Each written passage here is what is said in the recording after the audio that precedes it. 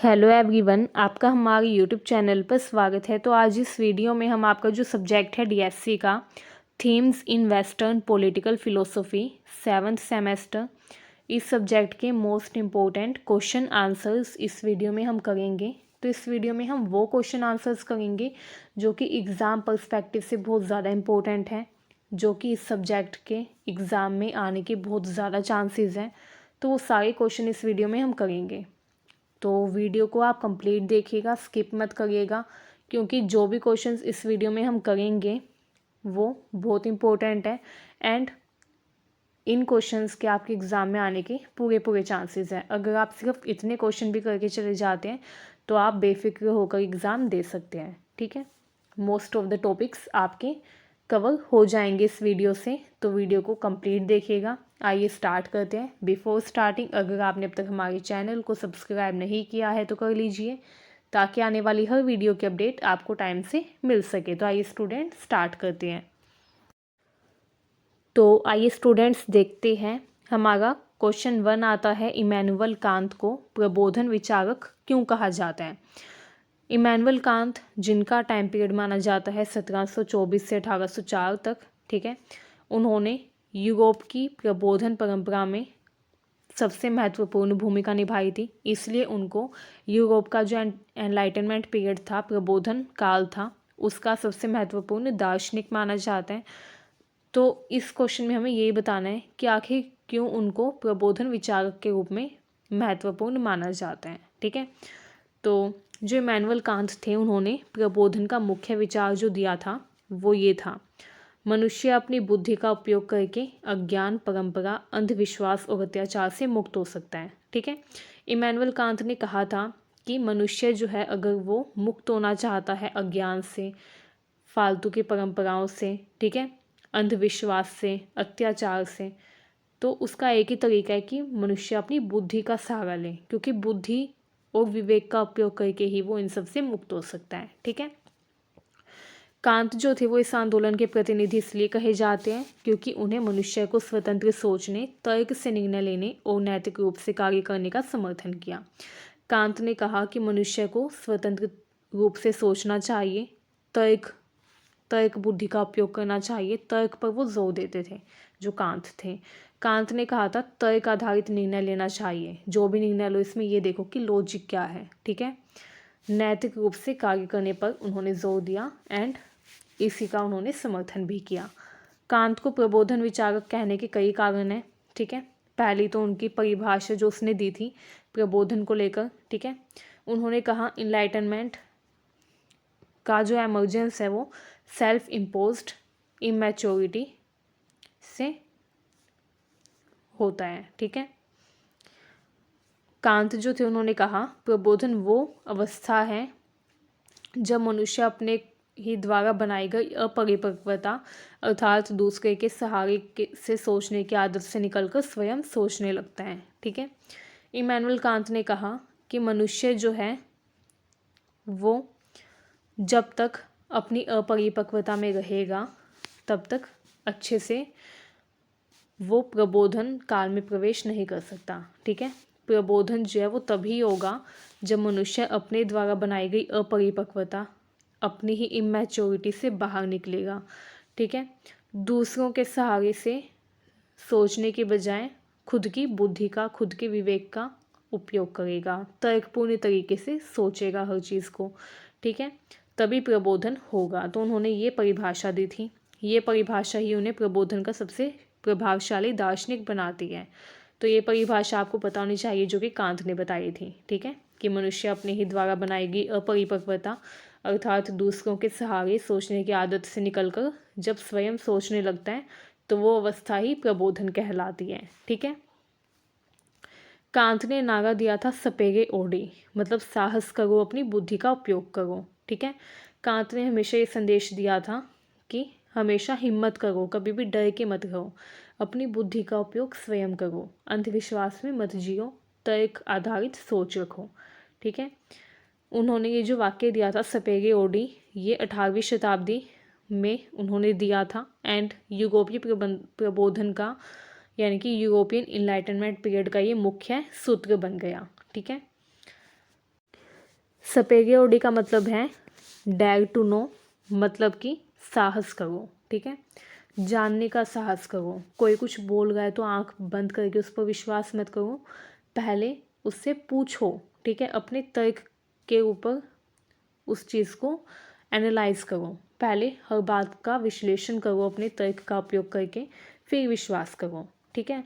साहस करो पूछने का कि आप ये चीज़ बोल रहे हैं तो क्यों बोल रहे हैं, किस बेसिस पर बोल रहे हैं, इसके पीछे का लॉजिक क्या है, तर्क क्या है, ठीक है। तो ये वाक्य भी कांत ने दिया था, जिसने प्रबोधन काल में बहुत ही मुख्य भूमिका निभाई थी लोगों को इनलाइटन करने में, ठीक है। क्योंकि उस टाइम क्या हुआ था, लोग विश्वास कर रहे थे, अंधविश्वास बढ़ा हुआ था, जो चर्च बोलती थी वो लोग मान लेते थे, कैथोलिक चर्च का बोलबाला था, ठीक है। तो ये जो वाक्य था इसने बहुत ही मुख्य भूमिका निभाई थी, ठीक है। नेक्स्ट है स्वतंत्रता और तर्क पर जोर।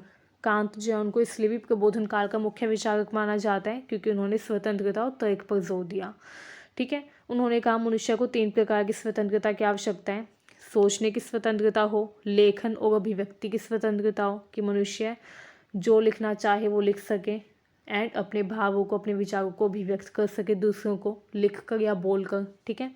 तर्क संगत आलोचना की स्वतंत्रता, इसका भी उन्होंने समर्थन दिया, ठीक है, कि हम तर्क के आधार पर किसी चीज़ की आलोचना कर सकते हैं। अगर हमारे पास तर्क है कि ये चीज़ गलत है तो हम उसकी आलोचना कर सकते हैं, ठीक है। तर्क संगत आलोचना की स्वतंत्रता का उन्होंने समर्थन किया। तो ये 3 तरीके की स्वतंत्रता उन्होंने बोली थी कांत ने, जो कि मनुष्य के पास होनी चाहिए, ठीक है। धार्मिक अंधविश्वास और स्वेच्छाचारिता का उन्होंने विरोध किया, ठीक है। कांत बोल रहे थे चर्च जो है वो जो भी आदेश थोप रहा है उनका अंध पालन मत करो, चर्च जो भी बोल रहा है आंख बंद करके उस पर विश्वास मत करो, ठीक है। अंध पालन, अंधविश्वास गलत है।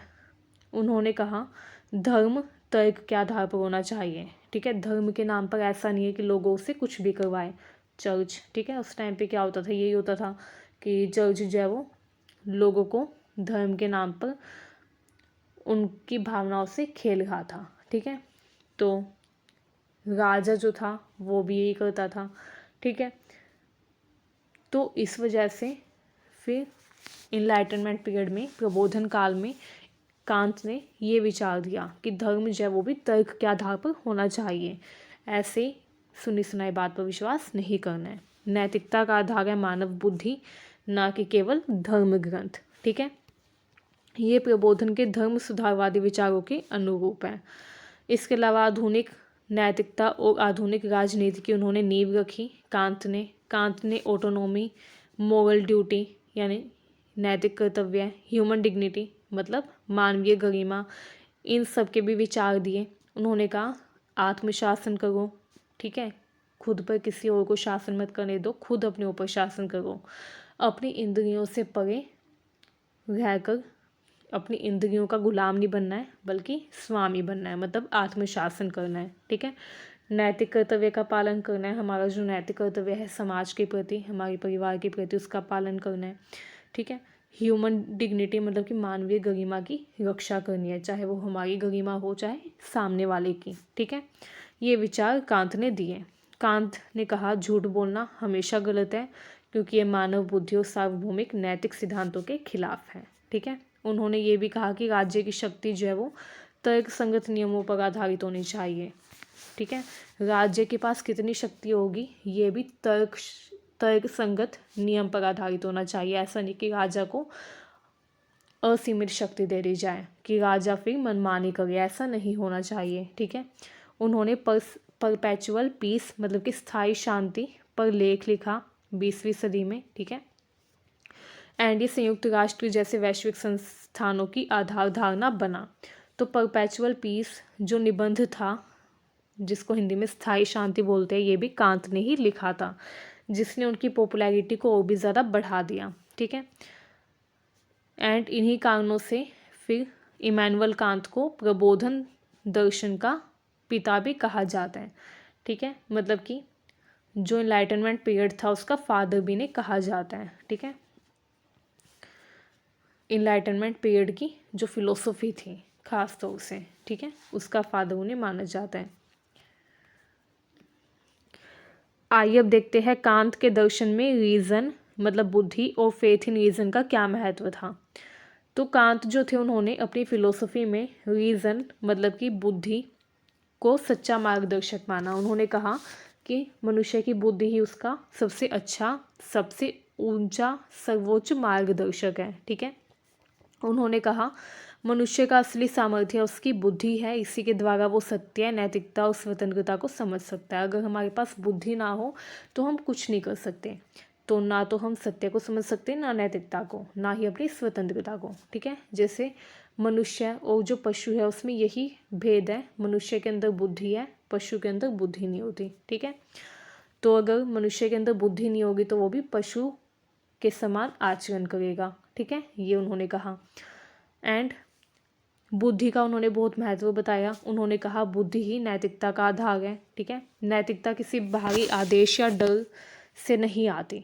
हम अगर नैतिक आचरण कर रहे हैं, अगर हम बड़े बुजुर्गों की सेवा कर रहे हैं या अपने देश की रक्षा के लिए, अपने देश के सम्मान के लिए लगातार काम कर रहे हैं, ठीक है, अपने देश के विकास के लिए कोई काम कर रहे हैं, ठीक है, तो ये जो हमारा नैतिक आचरण है ये किसी बाहरी आदेश से या दंड के डर से नहीं आता कि हमें दंड मिलेगा अगर ऐसा नहीं किया तो। ठीक है, हम अगर अपने माता पिता की बात मान गए हैं, उनकी आज्ञा का पालन कर रहे हैं, तो इसलिए नहीं करें कि अगर हम ऐसा नहीं करेंगे तो हमें दंड मिलेगा। ठीक है, तो असली नैतिकता जो है वो किसी बाहरी आदेश या दंड से नहीं आती।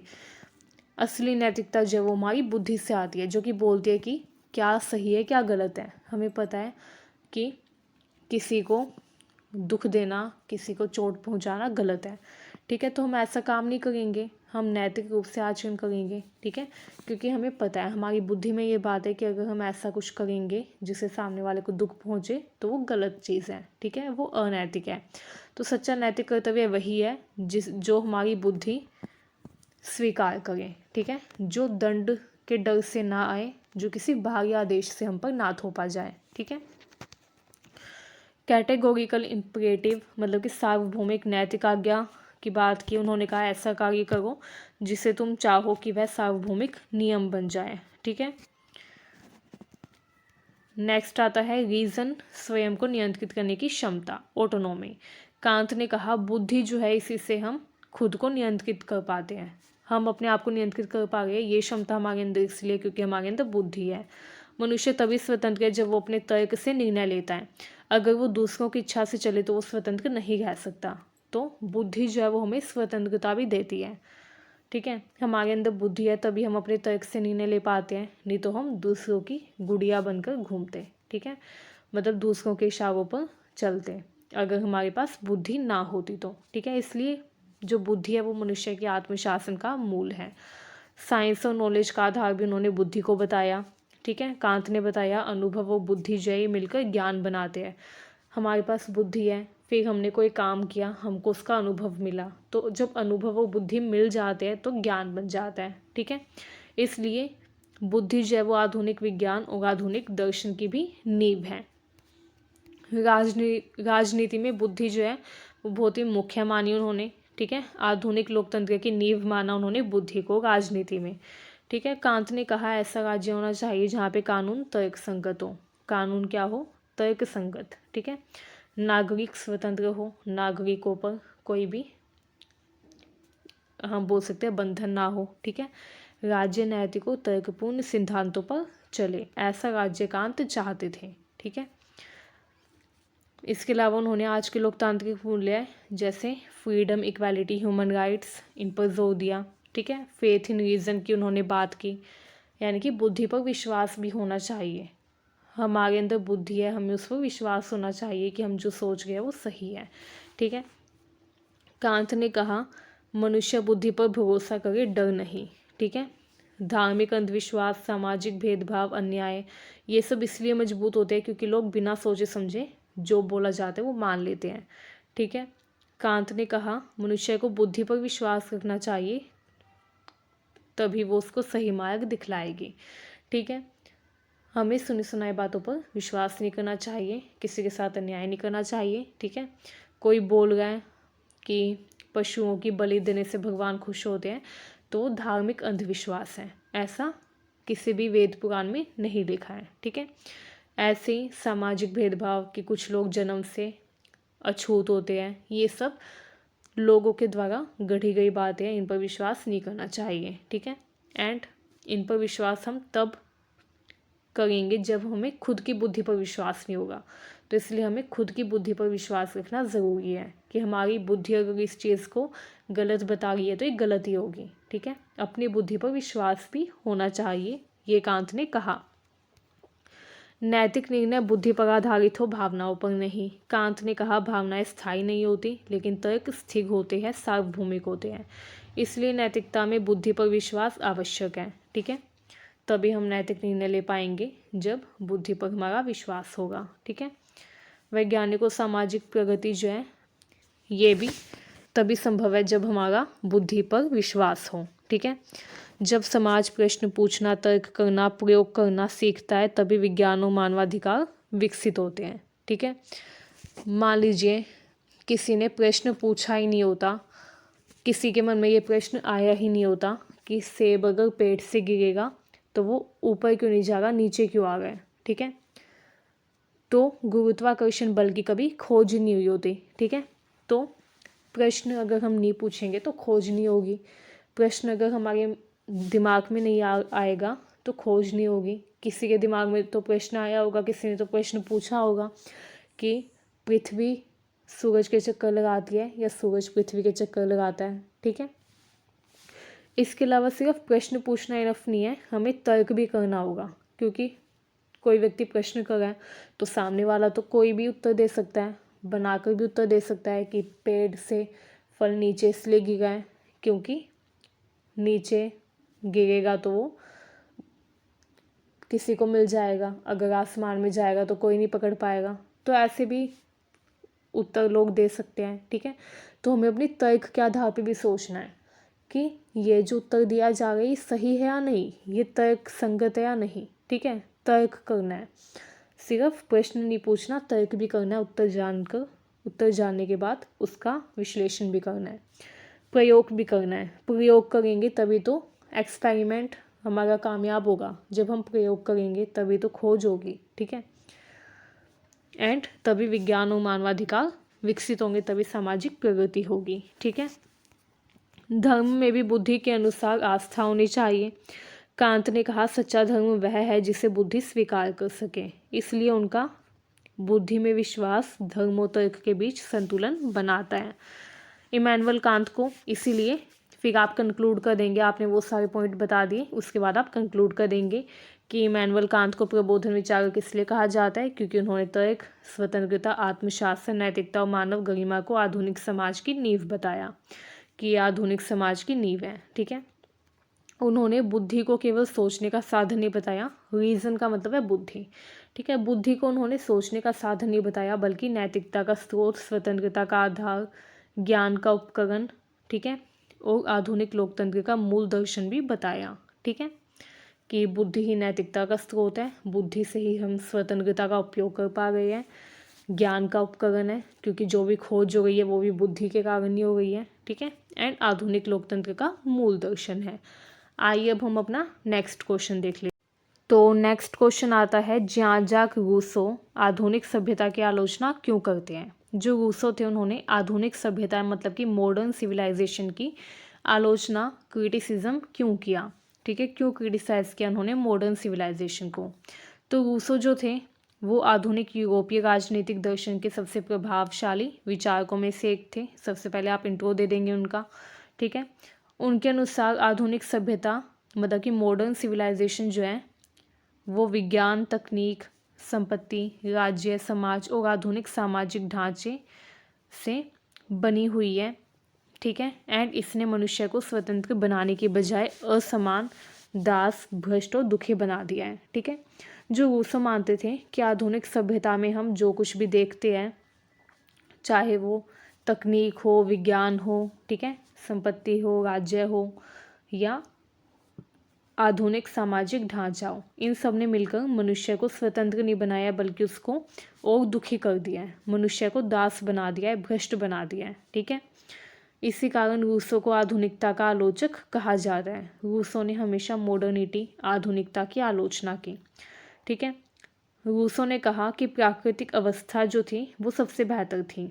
रूसो मानते हैं कि प्राकृतिक अवस्था में मनुष्य स्वतंत्र था, सरल था, शांत, दयालु, स्वस्थ और समान था। उसके पास ईर्ष्या नहीं थी, वो किसी से ईर्ष्या नहीं करता था, प्रतिस्पर्धा नहीं करता था, लालच था ही नहीं मनुष्य के अंदर, जितना है उसी में संतुष्ट रहता था, घृणा नहीं करता था किसी से। ठीक है। शक्ति, संघर्ष, इन सब से संबंधित बुराइयां नहीं थी। ठीक है। रूसो ने इसको नैसर्गिक भलाई कहा, मतलब कि प्राकृतिक भलाई। नैसर्गिक मतलब कि प्राकृतिक। ठीक है। तो प्राकृतिक अवस्था में मनुष्य अच्छा था। ठीक है। नैसर्गिक भलाई थी उसके अंदर। लेकिन आधुनिक सभ्यता ने इसे शांति और प्राकृतिक भलाई को नष्ट कर दिया। ठीक है। आधुनिक समाज ने ईर्ष्या, प्रतियोगिता, निजी संपत्ति, सामाजिक असमानता, नैतिक पतन, युद्ध और हिंसा को जन्म दिया। ठीक है। अब लोग एक दूसरे से ईर्ष्या करने लग गए हैं, प्रतियोगिता बहुत बढ़ गई है। ठीक है। निजी संपत्ति, हर व्यक्ति चाहता है ज़्यादा से ज़्यादा संपत्ति जोड़ना। ठीक है। सामाजिक असमानता बहुत ज़्यादा है, कोई व्यक्ति बहुत अमीर है समाज में, कोई बहुत गरीब है। ठीक है। नैतिक पतन, लोगों के अंदर मोरालिटी बची नहीं है। आजकल आप देखते हैं ऐसे अपराध होते हैं, आप सुनते होंगे न्यूज़ में कि लोग जो है वो पशुओं से भी ज़्यादा बुरा व्यवहार करने लग गए हैं। ठीक है। एंड युद्ध और हिंसा तो बहुत ज़्यादा कॉमन हो गई है। तो रूसो मानते थे इन सब का कारण और कोई नहीं बल्कि आधुनिक सभ्यता है। ठीक है। आधुनिक सभ्यता ने ही इसे जन्म दिया है। इसलिए रूसो कहते हैं man is born free and everywhere he is in chain. मतलब मनुष्य जन्म से तो स्वतंत्र है, लेकिन हर जगह वो जंजीरों में जकड़ा हुआ है। ठीक है। निजी संपत्ति की आलोचना की रूसो ने। रूसो मानते थे आधुनिक सभ्यता की शुरुआत में निजी संपत्ति जो थी वो आई। ठीक है। आधुनिक सभ्यता जो है उसकी शुरुआत ही निजी संपत्ति से हुई। रूसो मानते थे आधुनिक सभ्यता से पहले निजी संपत्ति का कोई कॉन्सेप्ट नहीं था, कोई अवधारणा नहीं थी।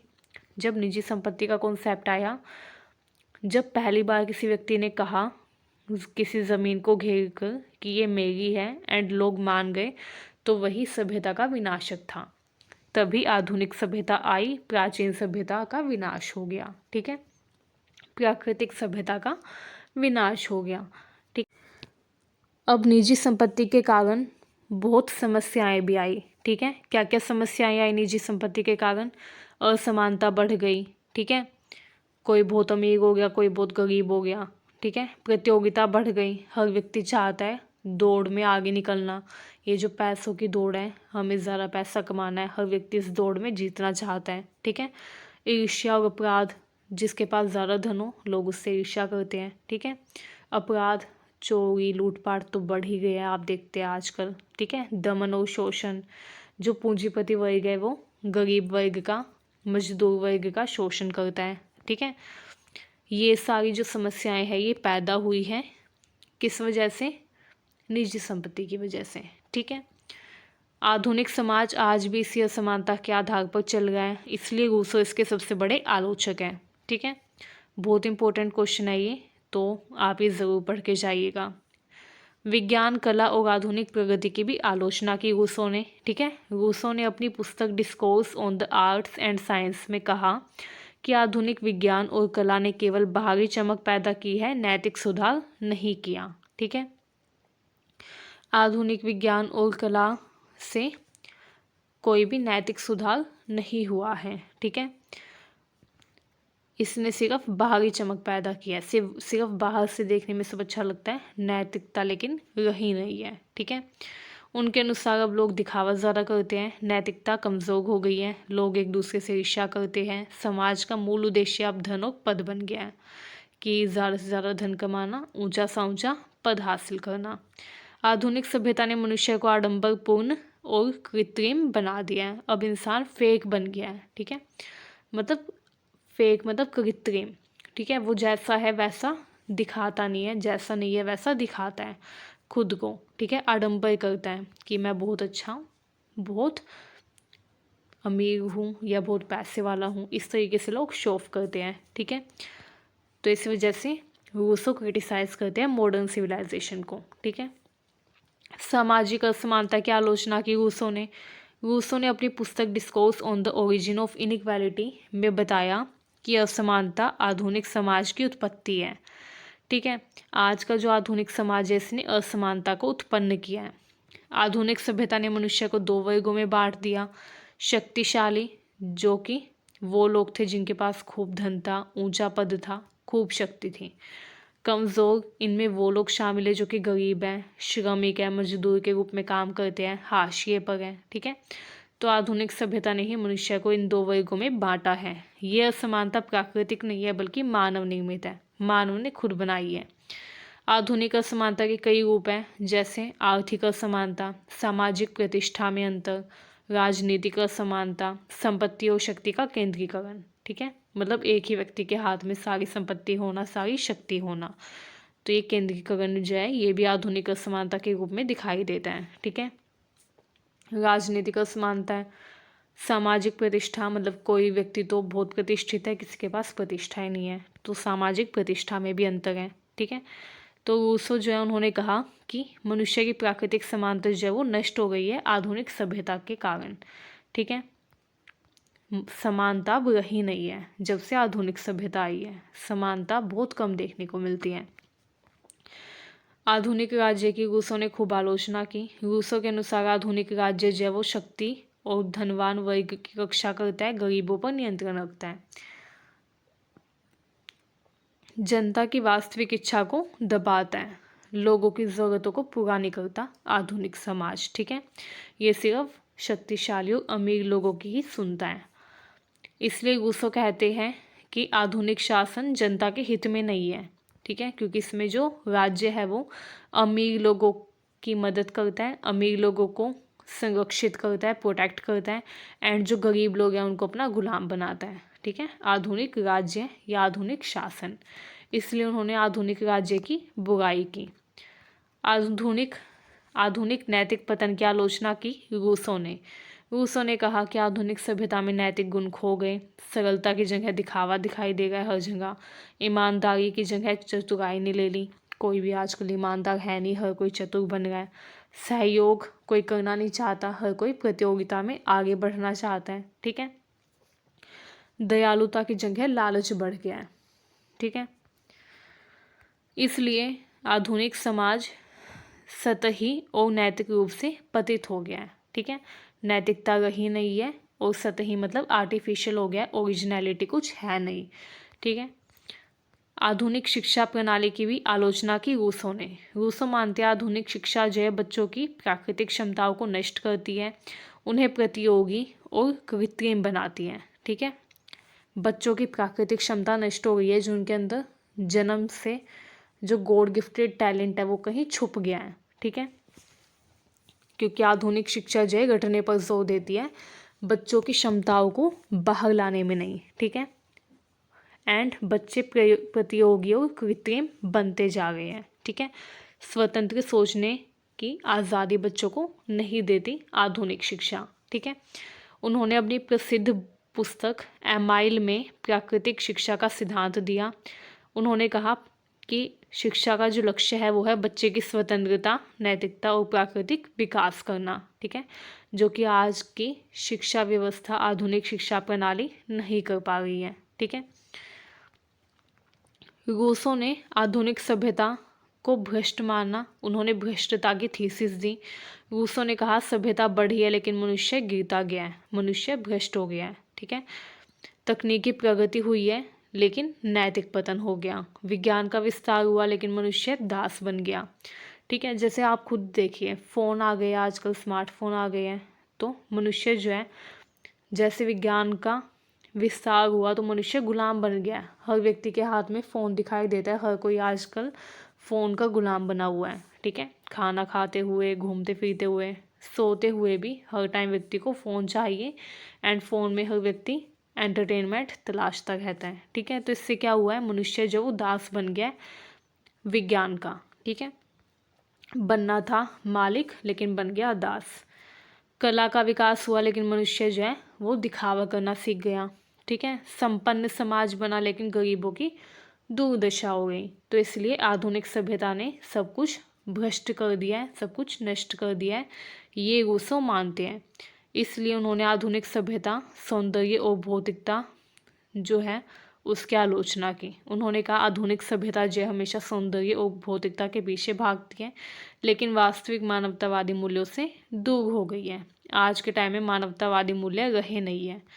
मनुष्य की स्वतंत्रता नष्ट हो गई है। ठीक है, मनुष्य को सामाजिक नियमों, सत्ता, धार्मिक संस्थाओं, आर्थिक संरचनाओं, संस्कृति और धारणाओं की जंजीरों में जकड़ दिया है आधुनिक सभ्यता ने। ठीक है, मनुष्य बाहरी रूप से सभ्य दिखाई देता है, लेकिन अंदर से दास बना हुआ है। मनुष्य की प्राकृतिक भलाई का विनाश हो गया।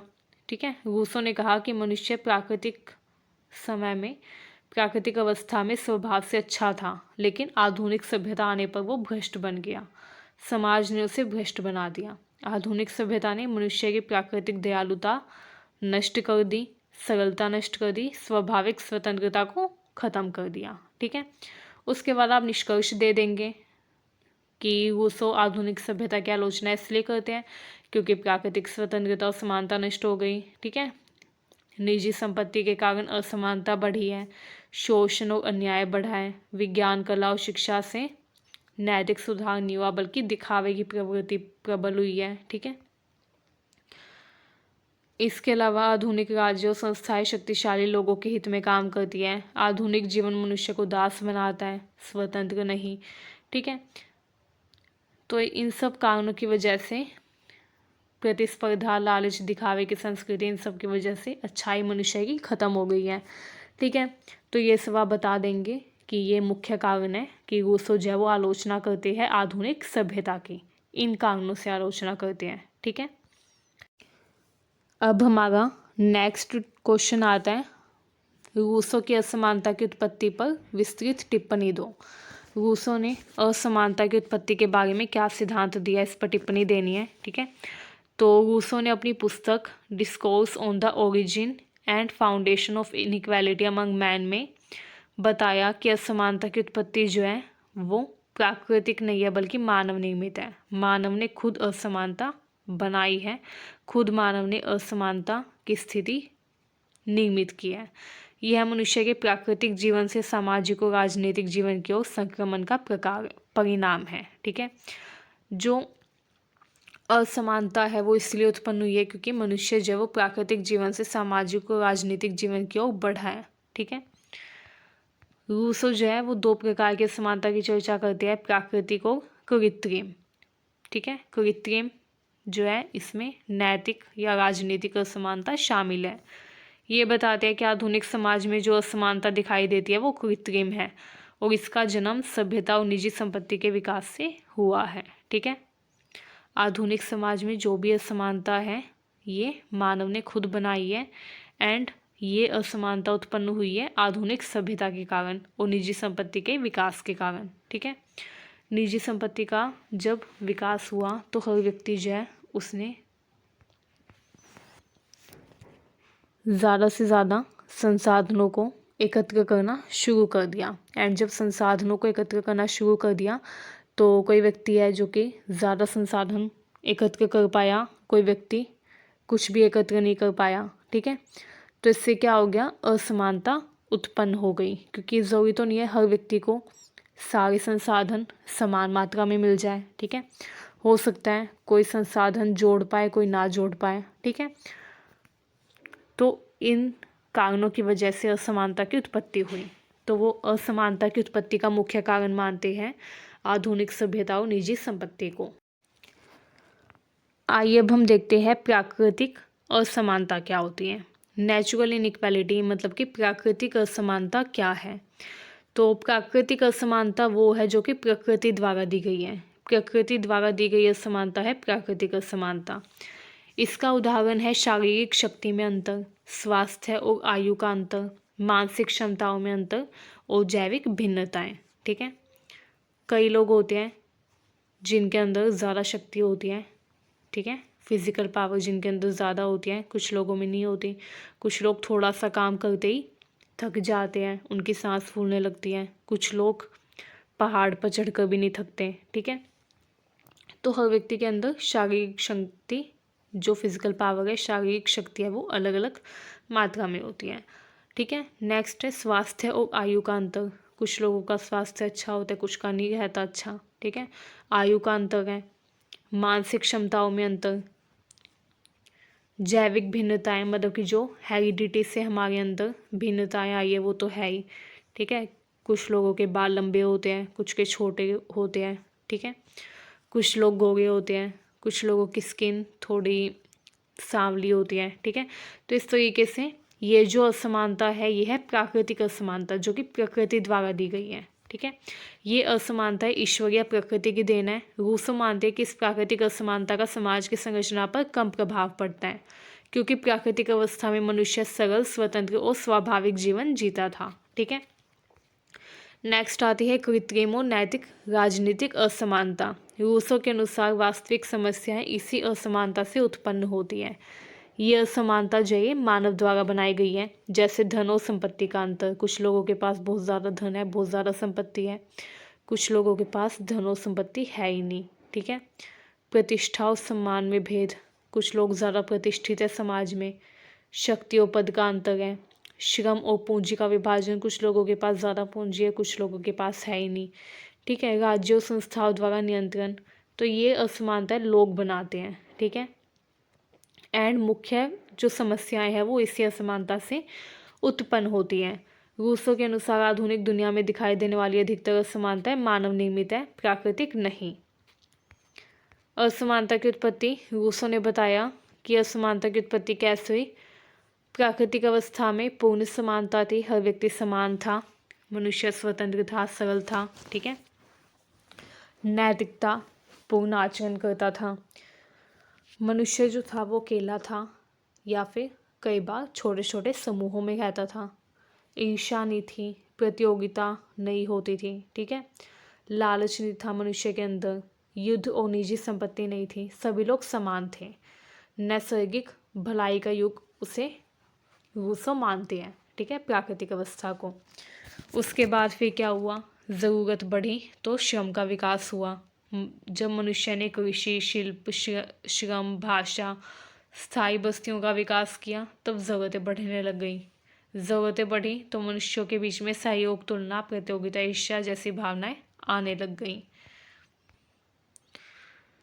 एक व्यक्ति ने सोचा कि इसके पास इतनी प्रॉपर्टी है, इसके पास इतने संसाधन हैं, तो हमारे पास भी होने चाहिए। ठीक है। तो प्रतियोगिता बढ़ी, लोग जो थे उनके मन में भावना आई कि हमें इस व्यक्ति से आगे निकलना है। ठीक है। तो जैसे जैसे ये भावनाएं आई वैसे वैसे असमानता के बीच बढ़ने लग गए।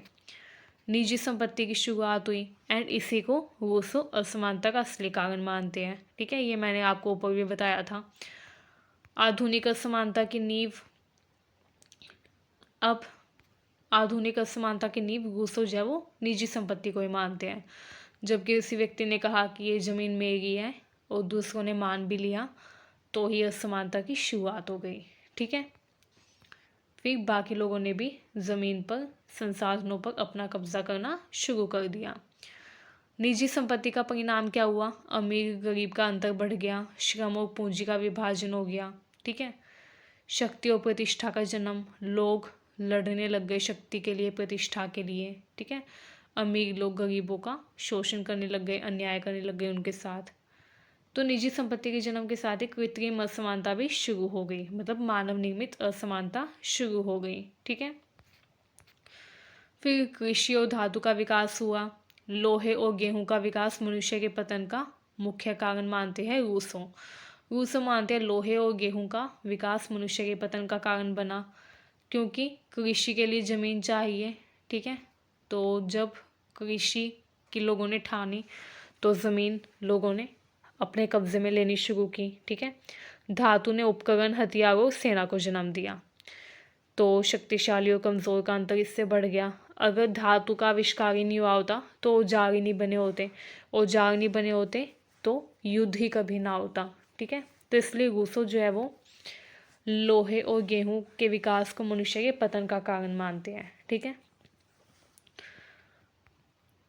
तो लोहे और गेहूं के लिए ही लोग जो है वो आपस में लड़ते हैं, ठीक है, एंड यही मनुष्य के पतन का कारण बनता है, ठीक है।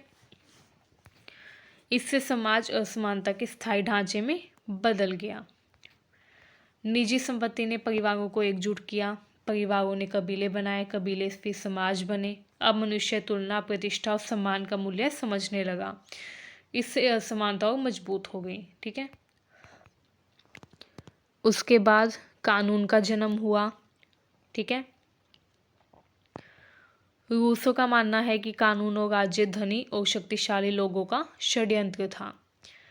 वे लिखते हैं कि धनी लोगों ने अपने हितों की रक्षा के लिए कानून बनाया और गरीबों से कहा कि ये तुम्हारी सुरक्षा करेगा।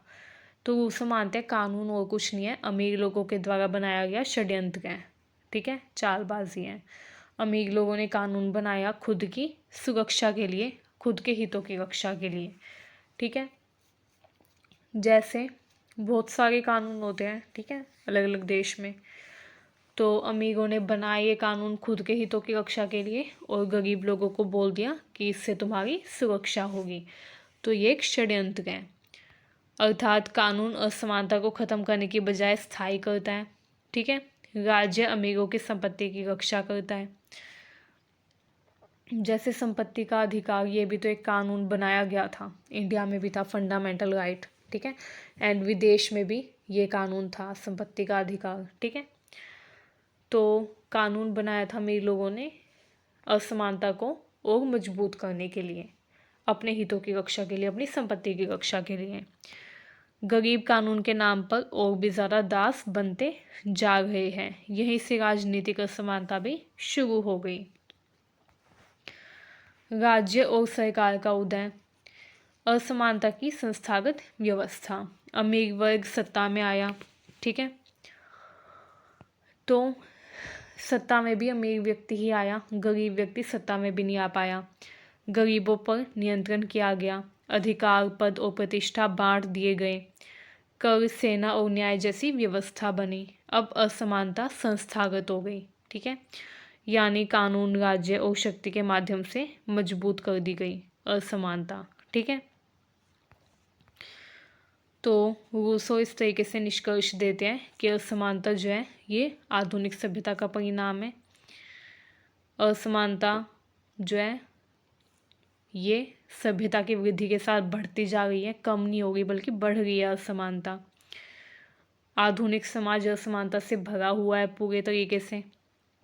निजी संपत्ति सबसे बड़ी वजह है असमानता की। असमानता प्राकृतिक नहीं है बल्कि मानवीय लालच का परिणाम है। इसलिए रूसो कहते हैं आधुनिक सभ्यता ने प्राकृतिक भलाई, नैतिकता और समानता को नष्ट कर दिया, ठीक है। आइए अब हम महत्व देख लेते हैं। तो रूसो के सिद्धांत से समाजवादी और मार्क्सवादी विचारों, लोकतांत्रिक और समतामूलक राज्य, सामाजिक न्याय, welfare state, equality and human rights जैसे विचार विकसित हुए। रूसो के सिद्धांत से ही समाजवादी विचार आए, उसी के सिद्धांत से मार्क्सवादी विचार आए, फिर सामाजिक न्याय की अवधारणा आई, फिर वेलफेयर स्टेट मतलब कल्याणकारी राज्य की अवधारणा आई, ठीक है। इक्वालिटी और ह्यूमन राइट जैसे विचार भी रूसो के सिद्धांत से ही विकसित हुए। रूसो आधुनिक समाज में असमानताओं का गहरा विश्लेषण करने वाले प्रथम विचारकों में से एक माने जाते हैं, ठीक है। उसके बाद आप निष्कर्ष बता देंगे कि रूसो की असमानता की उत्पत्ति में मुख्य बातें क्या क्या हैं। प्राकृतिक असमानता कम हानिकारक है, वास्तविक असमानता निजी संपत्ति से शुरू होती है, सभ्यता का विकास असमानता को बढ़ाता है, ठीक है। एंड इस तरीके से रूसो का ओरिजिन ऑफ इनइक्वालिटी आधुनिक सामाजिक, राजनीतिक और आर्थिक असमानताओं का गहन दार्शनिक विश्लेषण प्रस्तुत करता है, ठीक है। कानून और राज्य अमीरों का हित करता है, आधुनिक समाज असमानता, शोषण और दासता से भरा हुआ है, ठीक है। ये सब पॉइंट बता के फिर आप इसको कंक्लूड कर देंगे। आइए अब हम अपना नेक्स्ट क्वेश्चन देख लेते हैं। आइए अब हम अपना नेक्स्ट टॉपिक देखते हैं। नेक्स्ट क्वेश्चन आता है, रूसो के अनुसार डेमोक्रेसी तथा सेल्फ गवर्नमेंट का स्वरूप बताओ। तो रूसो जो थे वो 18वीं सदी के ऐसे दार्शनिक थे जिन्होंने आधुनिक लोकतंत्र की नींव रखने में बहुत ही मुख्य भूमिका निभाई। उन्होंने एक बुक लिखी सोशल कॉन्ट्रैक्ट। इसको आधुनिक राजनीतिक चिंतन की सबसे क्रांतिकारी कृति माना जाता है। रूसो के अनुसार वास्तविक लोकतंत्र वही है जिसमें जनता स्वयं अपने लिए कानून बनाए और स्वयं अपने ऊपर शासन करे। वही अच्छा लोकतंत्र है, वास्तविक लोकतंत्र है। ठीक है, इसको सेल्फ गवर्नमेंट उन्होंने कहा। लोकतंत्र का मूल आधार है जन इच्छा। रूसो ने कहा जनरल विल मतलब कि सामूहिक इच्छा, जन इच्छा जो है वो सबसे मुख्य है लोकतंत्र में।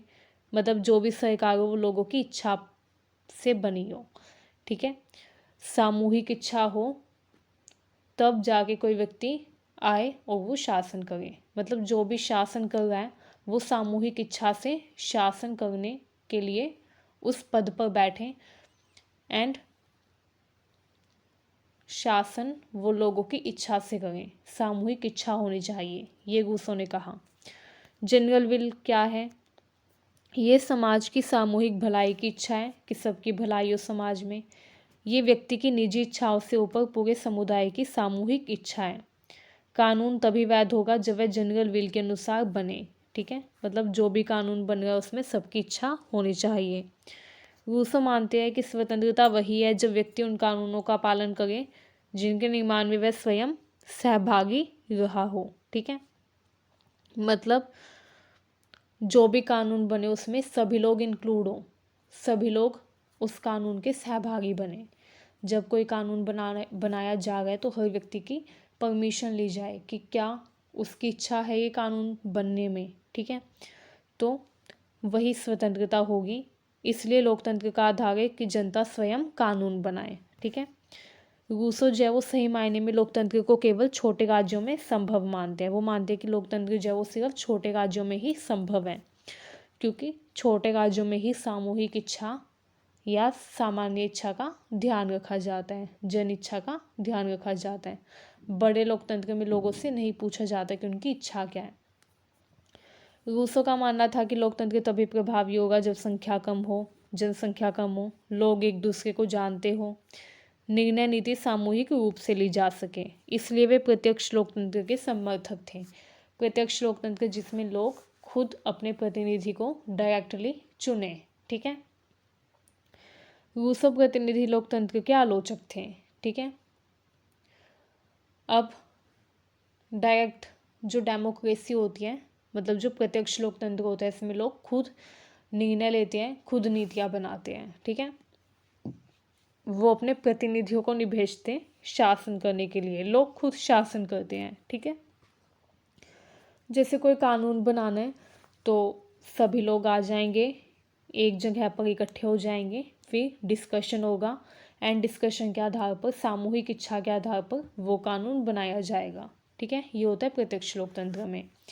जबकि जो प्रतिनिधि लोकतंत्र है उसमें लोग क्या करते हैं, पहले अपने प्रतिनिधियों को चुनते हैं, फिर वो प्रतिनिधि जो है वो जाकर लोगों के लिए कानून बनाते हैं। ठीक है, तो ये सिस्टम होता है।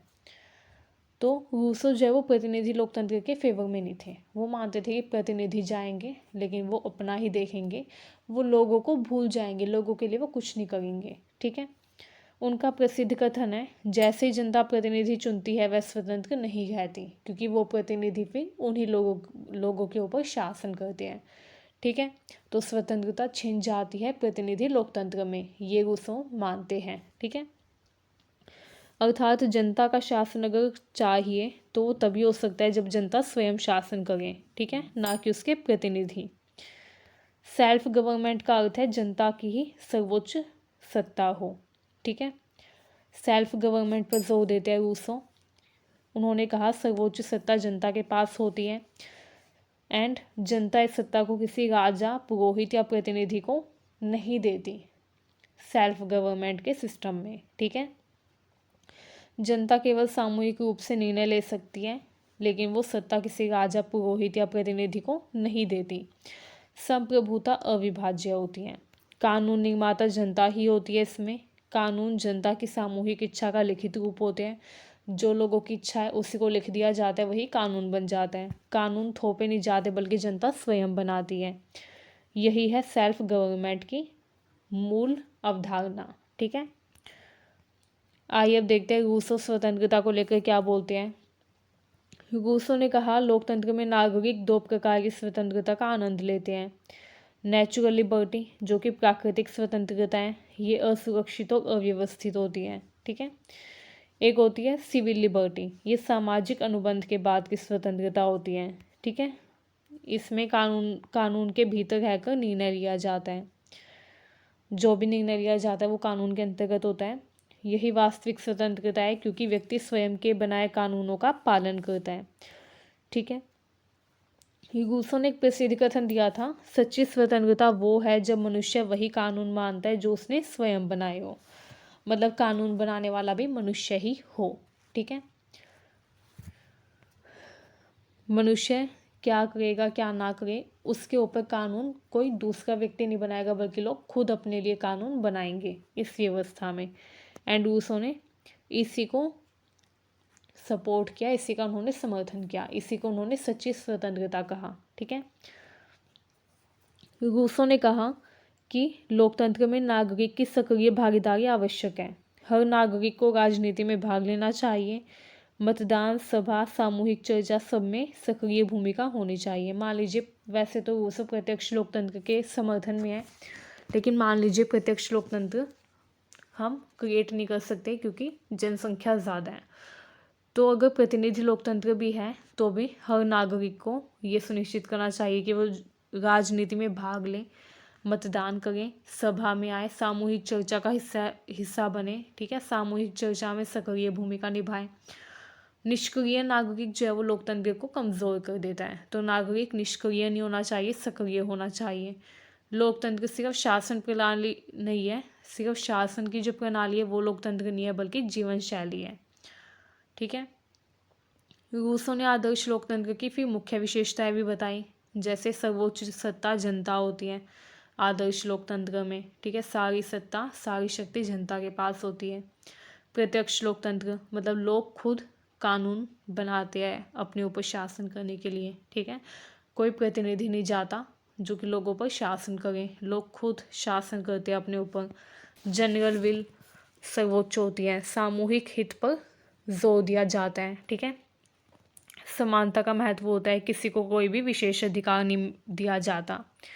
नागरिक कर्तव्य, लोकतंत्र तभी टिकेगा जब जनता सक्रिय हो, तो इसमें जनता सक्रिय होती है, ठीक है। स्वशासन मतलब जनता द्वारा जनता के लिए जनता का शासन होता है। आइए अब देखते हैं सेल्फ गवर्नमेंट की प्रक्रिया क्या है। रूसो के अनुसार स्वशासन इस प्रकार विकसित होता है कि जनता सामूहिक रूप से मतदान करती है, उसके बाद जनरल विल बनती है, फिर कानून बनाए जाते हैं, चुने हुए अधिकारी कानूनों का व्यावहारिक संचालन करते हैं, ठीक है। मतलब कि सबसे पहले लोग आएंगे, सामूहिक रूप से बैठेंगे, मतदान करेंगे, फिर सामूहिक इच्छा तय की जाएगी कि सब लोगों की क्या इच्छा है, ठीक है। जो इच्छा होगी सबकी उसी के अकॉर्डिंग फिर कानून बनाया जाएगा। उसके बाद जो अधिकारी है जो कि चुने गए हैं वो कानूनों का संचालन करेंगे व्यावहारिक रूप से, प्रैक्टिकली, ठीक है। फिर नीति निर्धारण होता है।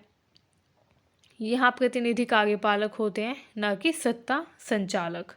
जैसे जो प्रतिनिधि लोकतंत्र है इसमें जो प्रतिनिधि होते हैं वो सत्ता के संचालक हो जाते हैं, सारी शक्तियाँ उनके पास हो जाती हैं। लेकिन प्रत्यक्ष लोकतंत्र में वो सिर्फ कार्यपालक होते हैं, मतलब काम करते हैं सिर्फ, ठीक है। नेक्स्ट आता है आधुनिक लोकतंत्र पर रूसो का प्रभाव। रूसो के विचारों ने दुनिया को बदल दिया, ठीक है। फ्रांसीसी क्रांति, आधुनिक लोकतंत्र में लोकमत, जन आकांक्षा, इक्वालिटी, सिटीजनशिप की अवधारणाएं, ये सब आई, शामिल हुई, ठीक है। जन भागीदारी की अवधारणा, वी द पीपल, संविधान में जनता की सर्वोच्चता, इनके विचार आज भी संविधानवाद और लोकतंत्र की आत्मा माने जाते हैं। निष्कर्ष देखें तो रूसो ने कहा लोकतंत्र वही है जिसमें जनता सबसे ऊपर हो, सर्वोच्च हो। कानून वही सही है जो कि जनता खुद बनाए। नागरिक सक्रिय रूप से राजनीति में भाग लें। जनरल विल मतलब सामूहिक इच्छा ही राष्ट्र की असली इच्छा है, ठीक है।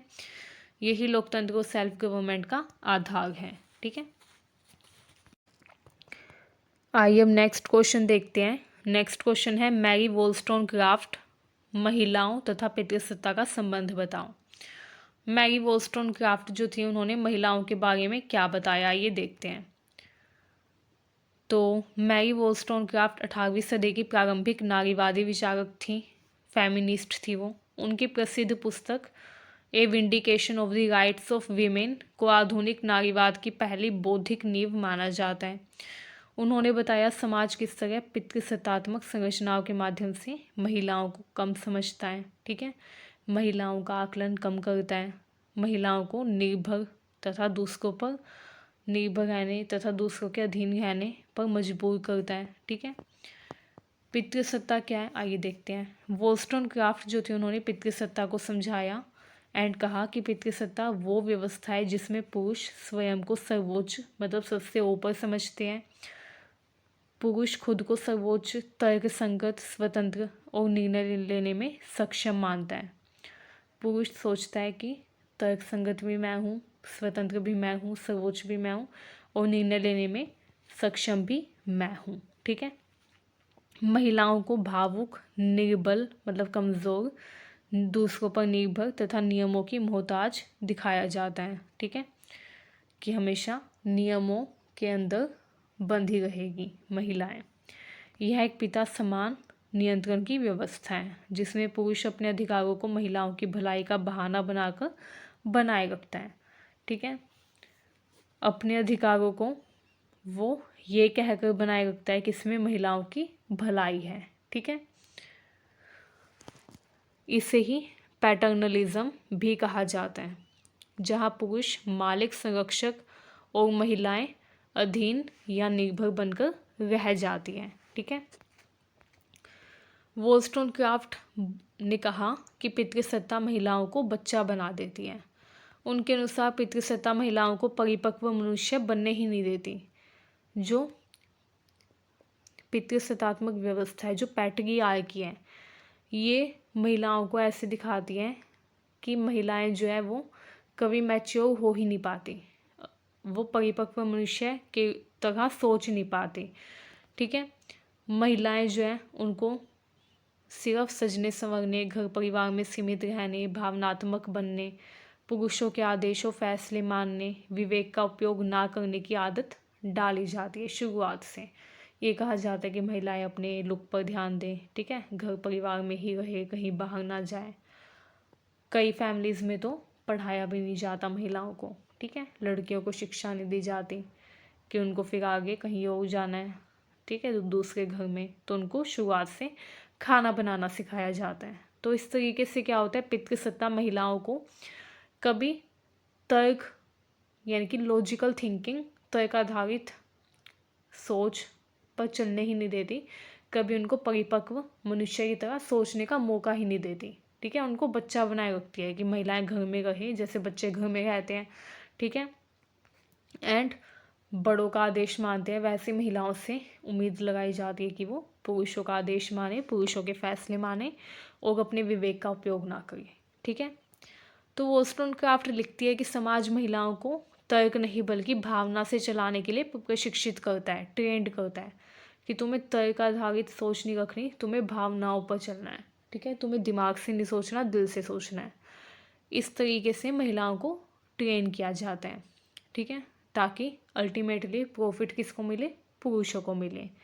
ठीक है, इसका परिणाम ये होता है कि महिलाएं परिपक्व नागरिक नहीं बल्कि सुशिक्षित गुड़िया बनकर रह जाती हैं, जो कि फिर पुरुषों के इशारे पर चलती हैं, काम करती हैं। ठीक है, एंड फिर उनका शोषण भी किया जाता है, उन पर अन्याय अत्याचार भी होता है, हम आजकल भी न्यूज़ में सुनते ही रहते हैं। ठीक है, तो शिक्षा पितृसत्तात्मक नियंत्रण का सबसे बड़ा माध्यम है। ठीक है, अगर हमें पितृसत्तात्मक नियंत्रण करना है, पितृसत्ता को नियंत्रित करना है, तो सबसे बड़ा माध्यम है शिक्षा हासिल करो।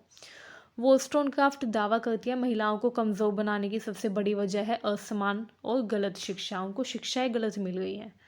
महिलाओं को दी जाने वाली शिक्षा का उद्देश्य है कि उनको महिलाओं को शिक्षा भी ये दी जाती है कि वो पुरुषों को खुश रखें, ठीक है, घरेलू काम करें, सुंदरता पर अपना ध्यान दें, ठीक है, जिसकी वजह से महिलाएं कभी पैसा कमाने पर या अपने करियर बनाने पर ध्यान ही नहीं दे पाती, ठीक है। एंड अगर वो करियर पर ध्यान नहीं देगी तो वो पैसे नहीं कमा पाएगी, जिसकी वजह से फिर उनको निर्भर रहना पड़ेगा दूसरों के ऊपर, एंड यही होता है अल्टीमेटली, ठीक है।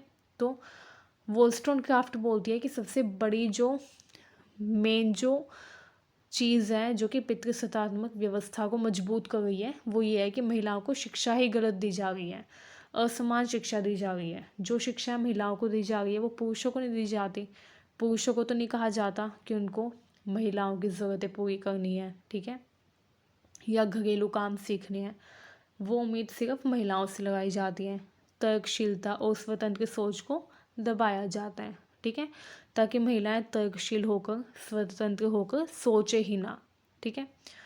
वे कहती है कि अनुचित शिक्षा ही पितृसत्ता को मजबूत बनाती है, क्योंकि जब महिलाओं को तर्क का उपयोग करना नहीं सिखाया जाता तो वे हमेशा पुरुषों पर निर्भर रह जाती हैं। इसी निर्भरता को वोllस्टोनक्राफ्ट पितृसत्ता का मूल मानती है। तो आइए देखते हैं पितृसत्ता कैसे महिलाओं को पुरुषों के हित में ढाल देती है। वोllस्टोनक्राफ्ट बताती है कि पितृसत्ता महिलाओं के गुणों को इस तरह परिभाषित करती है कि वे आज्ञाकारी हो, नम्र हो, सुंदर हो, विनम्र हो, ठीक है, घरेलू और भावुक हो, एंड पुरुषों की इच्छा के अनुरूप चले। ऐसा करके समाज इस बात को स्वाभाविक बना देता है कि महिलाओं का काम है पुरुषों की सेवा और प्रसन्नता। यही पितृसत्ता का सबसे बड़ा प्रभाव है, ठीक है, कि महिलाओं को इस तरीके से ट्रेंड किया जाता है, ठीक है, कि वो जो भी काम करे उससे फ़ायदा अल्टीमेटली पुरुषों को हो। अगर महिलाएं आज्ञाकारी होगी, नम्र होगी, ठीक है, विनम्र होगी, घरेलू होगी, भावुक होगी तो फ़ायदा तो पुरुषों को ही मिल रहा है अल्टीमेटली, ठीक है। एंड ये पितृसत्ता का सबसे बड़ा प्रभाव है कि महिलाओं को ऐसे प्रशिक्षित किया जाता है कि वो पुरुषों के फ़ायदे के लिए ही काम करें। वोllस्टोनक्राफ्ट महिलाओं के पास भी तर्क है, इस बात पर जोर देती है। वो बोलती है कि महिलाएं जो उनके पास भी बुद्धि है, ठीक है। वोllस्टोनक्राफ्ट की सबसे क्रांतिकारी बात यही थी कि उन्होंने कहा कि महिलाएं भी पुरुषों की तरह तर्कशील मानव हैं, इसलिए उन्हें समान शिक्षा, समान स्वतंत्रता, समान राजनीतिक अधिकार और समान अवसर मिलने चाहिए। उन्होंने कहा पितृसत्ता महिलाओं को भावना पर आधारित बनाती है, लेकिन वास्तव में समाज ने ही उन्हें ऐसा बनाया है, अर्थात महिलाओं की कमजोरी प्राकृतिक नहीं है बल्कि सामाजिक रूप से पैदा हुई है, ठीक है। विवाह संस्था भी पितृसत्ता से प्रभावित है, ठीक है। वोllस्टोनक्राफ्ट विवाह को पितृसत्तात्मक नियंत्रण का केंद्र मानती है। पुरुष परिवार का मुखिया होता है, पत्नी उसकी आज्ञाकारी होती है जो कि उसकी हर बात मानती है, महिला की व्यक्तिगत स्वतंत्रता इसमें सीमित हो जाती है। तो वोllस्टोनक्राफ्ट विवाह को भी ये मानती है कि ये पितृसत्तात्मक नियंत्रण का केंद्र है, ठीक है। वे कहती है कि ऐसे विवाह में महिला नागरिक नहीं बल्कि संपत्ति जैसी बन जाती है। तो इसमें उन्होंने समाधान भी दिया है। वोllस्टोनक्राफ्ट ने कहा कि पितृसत्ता को बदलने के लिए कुछ समाधान है, जैसे लड़कियों और लड़कों को समान शिक्षा दी जाए, महिलाओं को आर्थिक रूप से आत्मनिर्भर बनाया जाए, ठीक है, ताकि कल को कोई उनका शोषण ना कर सके, उनको टॉर्चर ना कर सके। महिलाओं को तर्क और विवेक का उपयोग करने की स्वतंत्रता होनी चाहिए। विवाह संबंधों में समानता होनी चाहिए। महिलाओं के पास भी राजनीतिक अधिकार होने चाहिए। उनका कहना है तभी समाज न्यायपूर्ण होगा जब महिलाएं तर्क, स्वतंत्रता और समानता के आधार पर विकसित होगी, ठीक है। निष्कर्ष देखिए, पितृसत्ता एक सामाजिक संरचना है जो कि महिलाओं को कमज़ोर और निर्भर बनाने का कार्य करती है, एंड वोllस्टोनक्राफ्ट इसी का विरोध करती है कि ऐसा नहीं होना चाहिए, ठीक है। महिलाओं की अधीनता प्राकृतिक नहीं है बल्कि पितृसत्तात्मक शिक्षा, संस्कृति और संस्थाओं का परिणाम है। तो इस तरीके से वोllस्टोनक्राफ्ट ने पितृसत्ता के बारे में अपने विचार प्रकट किए हैं, ठीक है। आइए अब हम अपना नेक्स्ट टॉपिक देखते हैं। नेक्स्ट क्वेश्चन आता है, जॉन स्टुअर्ट मिल की लिबरल यूटिलिटेरियनिज्म की अवधारणा समझाइए, ठीक है। तो जॉन स्टुअर्ट मिल जो थे उन्होंने 19वीं सदी के प्रसिद्ध राजनीतिक दार्शनिक और अर्थशास्त्री के रूप में मुख्य भूमिका निभाई। उनकी सोच दो परंपराओं का मिश्रण थी, लिबरलिज्म और यूटिलिटेरियनिज्म। जो जॉन स्टुअर्ट मिल थे उन्होंने कहा लिबरलिज्म जो है इसका मतलब है व्यक्तिगत स्वतंत्रता, अधिकार, बहुसंस्कृतिवाद और सहिष्णुता। ठीक है, तो जो लिबरलिज्म है इसमें जॉन स्टुअर्ट मिल ने कहा कि लिबरलिज्म का मतलब है व्यक्तिगत स्वतंत्रता हो, हर व्यक्ति के पास स्वतंत्रता हो, अधिकार हो। ठीक है, बहुसंस्कृतिवाद मतलब कि अगर हमारे समाज में एक से ज़्यादा संस्कृति के लोग हो तो भी सहिष्णुता हो। ठीक है, मतलब कि हम दूसरी संस्कृति के लोगों की भी इज्जत करें, उन्हें भी एक समान समझें, उन्हें भी समान अधिकार दें। ठीक है, दूसरा है यूटिलिटेरियनिज्म। इसमें अधिकतम सुख का सिद्धांत दिया। ठीक है, कि ग्रेटेस्ट हैप्पीनेस कैसे हमें मिल सकती है। ठीक है, तो ये दो सोच थी, दो परंपराएं थी जिसका उन्होंने जिक्र किया जॉन स्टुअर्ट मिल ने। ठीक है, लिबरलिज्म एंड यूटिलिटेरियनिज्म। इसके बारे में हम आगे विस्तार से पढ़ेंगे। ठीक है, लिबरल यूटिलिटेरियनिज्म को अगर जोड़ दें तो इसका मतलब है ऐसी उपयोगितावादिता जो स्वतंत्रता और व्यक्तिगत अधिकारों को सर्वोच्च महत्व देती है। ठीक है, तो लिबरल यूटिलिटेरियनिज्म जो ये स्वतंत्रता और व्यक्तिगत अधिकारों को महत्व देता है। यूटिलिटेरियनिज्म का मुख्य विचार अगर हम देखें तो सबसे पहले जेरेमी बेंथम ने यूटिलिटेरियनिज्म दिया था। इसमें उन्होंने कहा कि अधिकतम लोगों के लिए अधिकतम सुख की कामना करो। ठीक है, नैतिकता वही है जो कि उपयोगिता बढ़ाए। सुख पर आधारित सामाजिक व्यवस्था पर इसमें जोर दिया गया। ठीक है, कि ऐसी सामाजिक व्यवस्था हो जिसमें हर व्यक्ति को सुख मिले, कोई भी ऐसा व्यक्ति ना हो जिसको दुख मिले। ठीक है, लेकिन इस सिद्धांत में समस्या भी थी। कभी कभी बहुसंख्यक के सुख के लिए अल्पसंख्यक की स्वतंत्रता का बलिदान हो जाता है, क्योंकि ऐसा तो पॉसिबल है ही नहीं कि एक समाज में हर व्यक्ति सुखी रहे। ठीक है, किसी न किसी को तो दुख मिलेगा ही मिलेगा। तो अल्पसंख्यक की स्वतंत्रता का इसमें कई बार बलिदान देखने को मिलता था। बहुसंख्यक के सुख के लिए अल्पसंख्यक को ही कुचला जाता था, अल्पसंख्यक के सुख का ही त्याग किया जाता था। ठीक है, मिल ने इसी कमजोरी को सुधारने का प्रयास किया। मिल जो थे उन्होंने कहा उपयोगितावाद को नैतिक, मानवीय व लोकतांत्रिक बनाने के लिए व्यक्तिगत स्वतंत्रता को सबसे ऊपर रखना होगा। ठीक है, मिल का उपयोगितावाद केवल सुख का गणित नहीं है बल्कि नैतिक स्वतंत्रता आधारित उपयोगितावाद है। जो मिल है वो नैतिक स्वतंत्रता पर जोर देते हैं। ठीक है, लिबरल यूटिलिटेरियनिज्म के प्रमुख तत्व क्या है आइए देखते हैं। सबसे पहले आते हैं व्यक्तिगत स्वतंत्रता। ये मानते हैं कि व्यक्तिगत स्वतंत्रता सर्वोच्च मूल्य है। मिल ने अपनी पुस्तक ऑन लिबर्टी में स्पष्ट कहा कि समाज को किसी व्यक्ति की स्वतंत्रता को तभी सीमित करना चाहिए जब वह किसी और को नुकसान पहुंचा रहा हो। मतलब किसी भी व्यक्ति की स्वतंत्रता छीननी नहीं चाहिए। एक ही कंडीशन, एक ही स्थिति में किसी व्यक्ति की स्वतंत्रता सीमित करनी चाहिए जब वो व्यक्ति दूसरे व्यक्ति को नुकसान पहुंचा रहा हो। ठीक है, या दूसरे व्यक्ति को चोट पहुंचा रहा हो। इसको उन्होंने हार्म प्रिंसिपल कहा। ठीक है, इसका अर्थ है कि अगर मेरे विचार, भाषण या आचरण से किसी का अहित हो गए, ठीक है, या मैं किसी को हानि पहुंचा रही हूँ तो स्वतंत्रता को बाधित कर दिया जाए। ठीक है, इसमें यही कहा गया। इसका अर्थ यह है कि मेरे विचार, भाषण, आचरण से किसी का भी बुरा ना हो, किसी को भी हानि ना पहुंचे। ठीक है, यही उदारवाद का मूल है। मिल ने इसे अपने उपयोगितावाद का आधार बना दिया।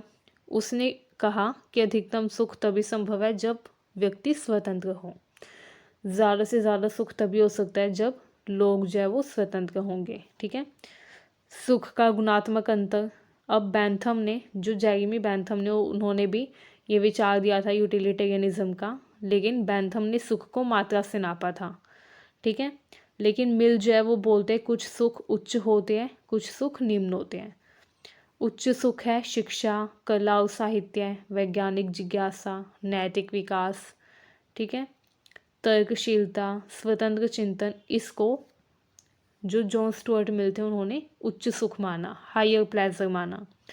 ठीक है, इसके अलावा कुछ सुखों को उन्होंने निम्न माना, जैसे शारीरिक आनंद, भौतिक सुख, इंद्रिय तुष्टि। ठीक है।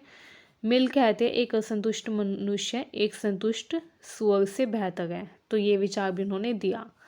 ठीक है।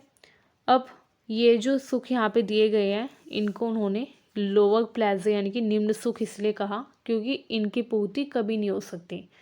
आप भौतिक सुख भोग लो, चाहे इंद्रिय तुष्टि के लिए कुछ काम कर लो। मान लीजिए कोई व्यक्ति है वो मोबाइल चला रहा है, ठीक है, वो कितना भी मोबाइल चला ले, कितना भी गेम खेल ले, अगर उसको गेम से सुख मिल रहा है वो निम्न सुख होगा। वो कितना भी गेम खेल ले उसका मन नहीं भरेगा, उसको लगेगा उसने कुछ खेला ही नहीं। ठीक है। तो जितना इन सुखों को भोगो उतना इनकी लालसा बढ़ती है, कभी पूर्ति नहीं होती, कभी संतुष्टि नहीं होती। इसलिए जो स्टुअर्ट मिल थे उन्होंने इस सुख को निम्न सुख कहा। ठीक है। इसका अर्थ है वास्तविक उपयोगिता गुणवत्ता पर आधारित है, मात्रा पर नहीं। ठीक है। तो उन्होंने उच्च सुख को इसलिए माना क्योंकि उसकी गुणवत्ता भी बेहतर है। ठीक है। एंड व्यक्तिगत अधिकार और बहुसंख्यक की तानाशाही, इस पर भी मिल ने अपने व्यूज़ दिए। मिल ने कहा, चेतावनी दी कि लोकतंत्र में भी बहुसंख्यक अल्पसंख्यक पर अत्याचार कर सकता है, बहुसंख्यक की तानाशाही हो सकती है। ठीक है। इसको उन्होंने कहा टायरनी ऑफ मेजोरिटी। एंड इस समस्या से बचने के लिए वो कहते हैं कि व्यक्ति के अधिकार सुरक्षित होने चाहिए, स्वतंत्र विचार और विरोध का अधिकार ज़रूरी है, सरकार बहुसंख्यक के दबाव में भी व्यक्तिगत स्वतंत्रता नहीं छीन सकती। ठीक है। व्यक्तिगत स्वतंत्रता छीनने का अधिकार किसी का भी नहीं है जब तक कि वो व्यक्ति अपनी स्वतंत्रता से किसी दूसरे व्यक्ति को नुकसान ना पहुंचा रहा हो। ठीक है।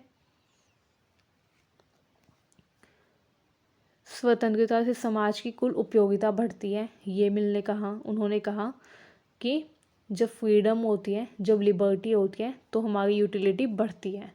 जब हम स्वतंत्र होते हैं तो हम ज़्यादा बेहतर तरीके से हर काम कर पाते हैं क्योंकि हमारा मन भी खुश होता है। जब व्यक्ति स्वतंत्र होता है तो इसका परिणाम ये होता है कि नवाचार और वैज्ञानिक प्रगति होती है, विचारों की विविधता, व्यक्तित्व का विकास होता है, नैतिक समाज बनता है, मानवीय सम्मान बढ़ता है। ठीक है। इससे समाज का दीर्घकालिक सुख बढ़ता है यानी उपयोगिता भी बढ़ती है। इसलिए वे कहते हैं स्वतंत्रता उपयोगिता का साधन भी है और लक्ष्य भी। ठीक है।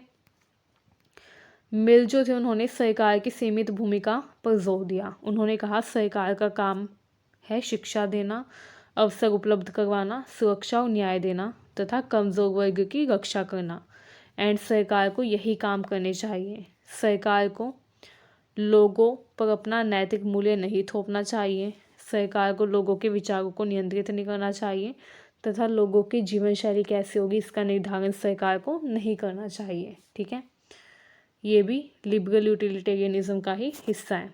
ठीक है। अगर इसका हम सार देखें एक वाक्य में तो इसका अर्थ है समाज का अधिकतम सुख सुनिश्चित करना, पर इस तरीके से कि प्रत्येक व्यक्ति अपनी स्वतंत्रता का पूरा उपयोग कर सके, किसी की भी स्वतंत्रता छीनी ना जाए। ठीक है।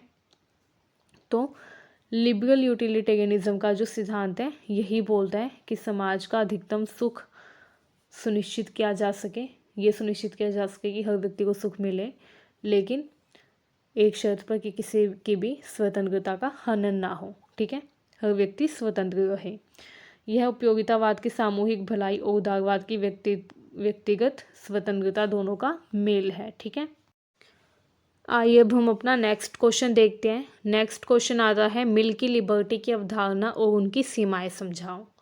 ठीक है। तो जॉन स्टुअर्ट मिल उन्होंने बुक लिखी थी ऑन लिबर्टी। इसमें उन्होंने आधुनिक उदारवाद की नींव रखी। ठीक है। उन्होंने स्वतंत्रता को मनुष्य के संपूर्ण विकास के लिए महत्वपूर्ण माना। ठीक है। मिल ने कहा कि अगर मनुष्य का संपूर्ण विकास करना है तो स्वतंत्रता बहुत ज़्यादा ज़रूरी है, बिना स्वतंत्रता के विकास नहीं हो सकता मनुष्य का। ठीक है। मिल ने स्वतंत्रता को 3 प्रमुख रूपों में समझाया। पहला है विचार और अभिव्यक्ति की स्वतंत्रता।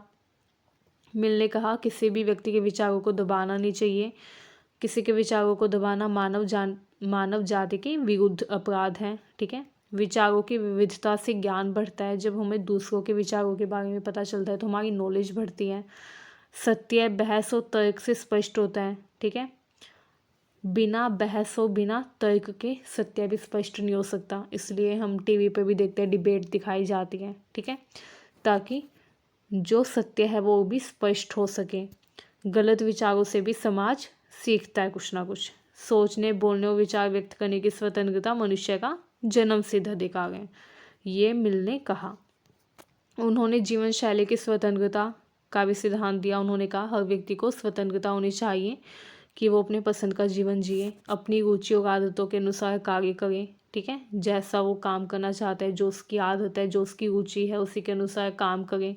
अपने सुख का निर्धारण वो स्वयं करें, खुद डिटरमाइन करें कि उसको किस चीज़ से सुख मिल रहा है, वो काम वो करें, लेकिन शर्त यह है कि उस काम से दूसरे व्यक्ति को हानि ना पहुँचे, दूसरे व्यक्ति को दुख ना पहुँचे, ठीक है।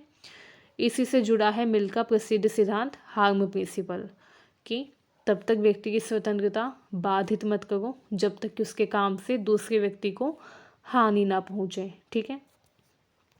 इसके अलावा उन्होंने संगठन और संघ बनाने की स्वतंत्रता पर भी जोर दिया। उन्होंने कहा किसी समूह, संघ, संगठन का सदस्य बनने की स्वतंत्रता होनी चाहिए हर व्यक्ति की।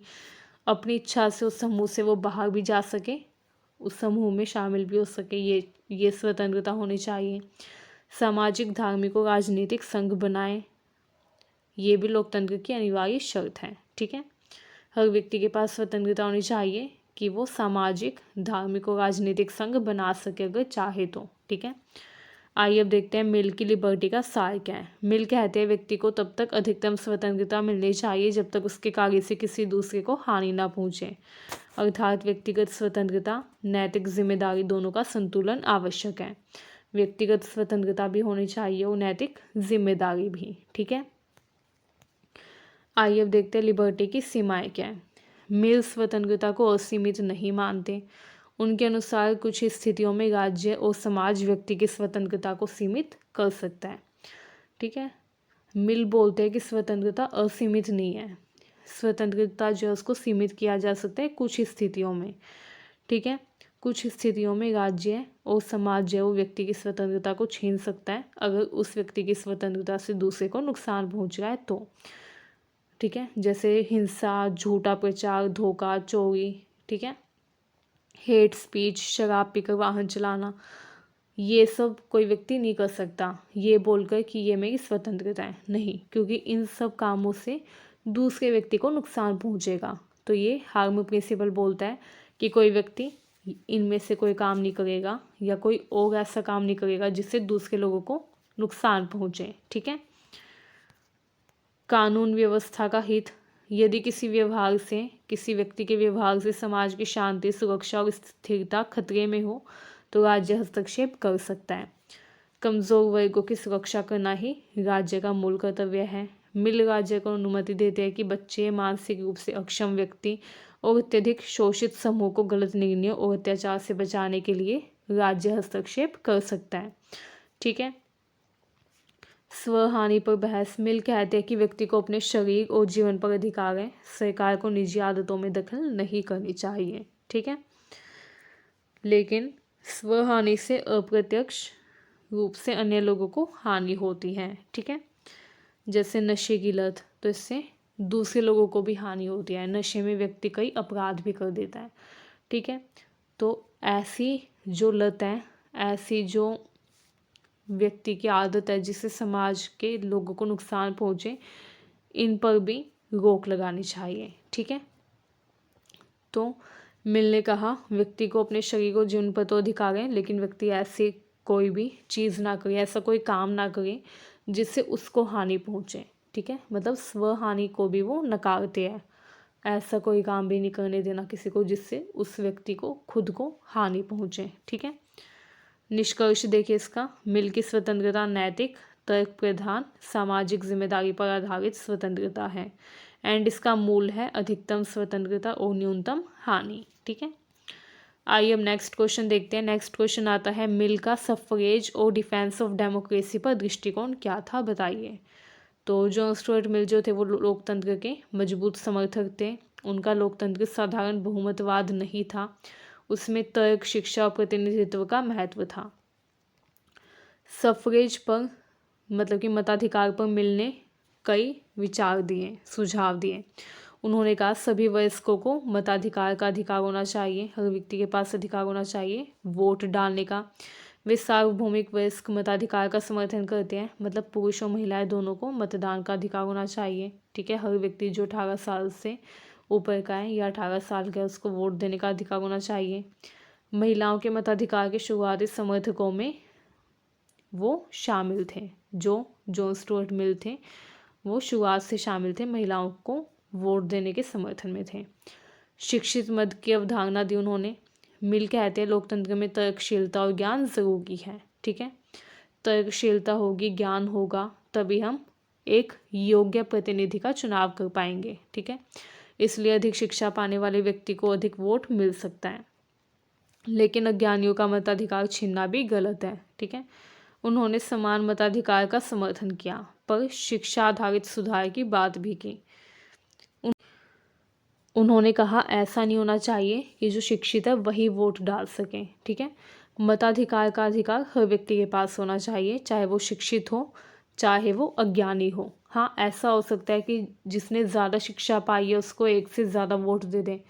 ठीक है, कि वो ज़्यादा वोट दे सकें, प्रेफरेंस रख सकें कि वो पहले नंबर पे किसे चुनता है, दूसरे नंबर पे किसे चुनता है। लेकिन ऐसा नहीं होना चाहिए कि जो अज्ञानी है उनको बिल्कुल ही मताधिकार से दूर कर दिया जाए। ठीक है, उन्होंने समान मताधिकार का समर्थन किया एंड शिक्षा आधारित सुधार की भी बात की कि जो ज़्यादा पढ़ा लिखा है उसको ज़्यादा वोट देने का अधिकार दिया जाए।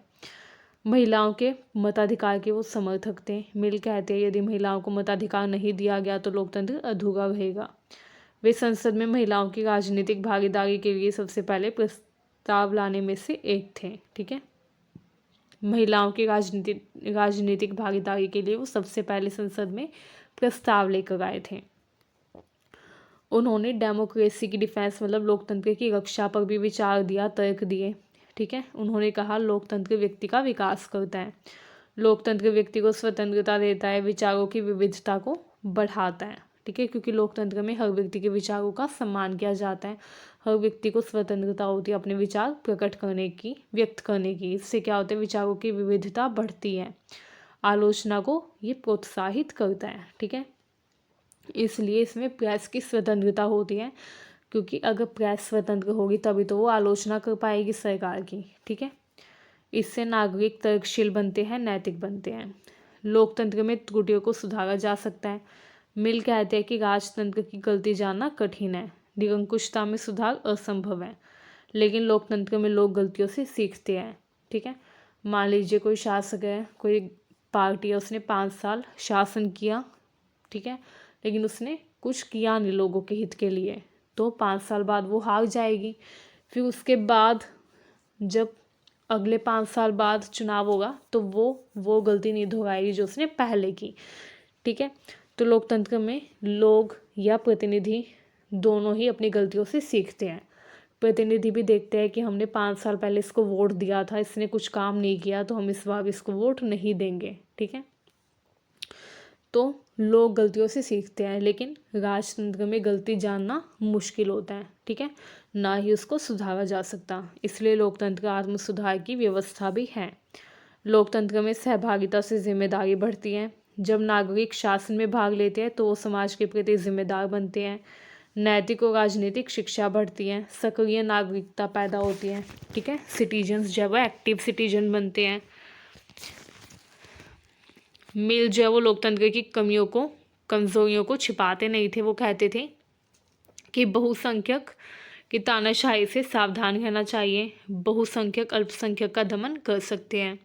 लोकप्रिय राय हमेशा सत्य नहीं होती, ज़रूरी नहीं है जो पॉपुलर आइडिया है वो हमेशा सही हो। ठीक है, लोकतंत्र तभी सही है जो व्यक्ति की स्वतंत्रता की रक्षा करे, इसलिए वे नागरिक अधिकारों की सुरक्षा पर जोर देते हैं। निष्कर्ष देखें तो मिल जो थे उन्होंने महिलाओं सहित सभी के अधिकारों का समर्थन किया, शिक्षा आधारित मतदान सुधार का सुझाव दिया, लोकतंत्र को नैतिक व तर्कशील समाज का आधार माना। ठीक है, तो ये निष्कर्ष आपको ज़रूर लिखना है। ठीक है,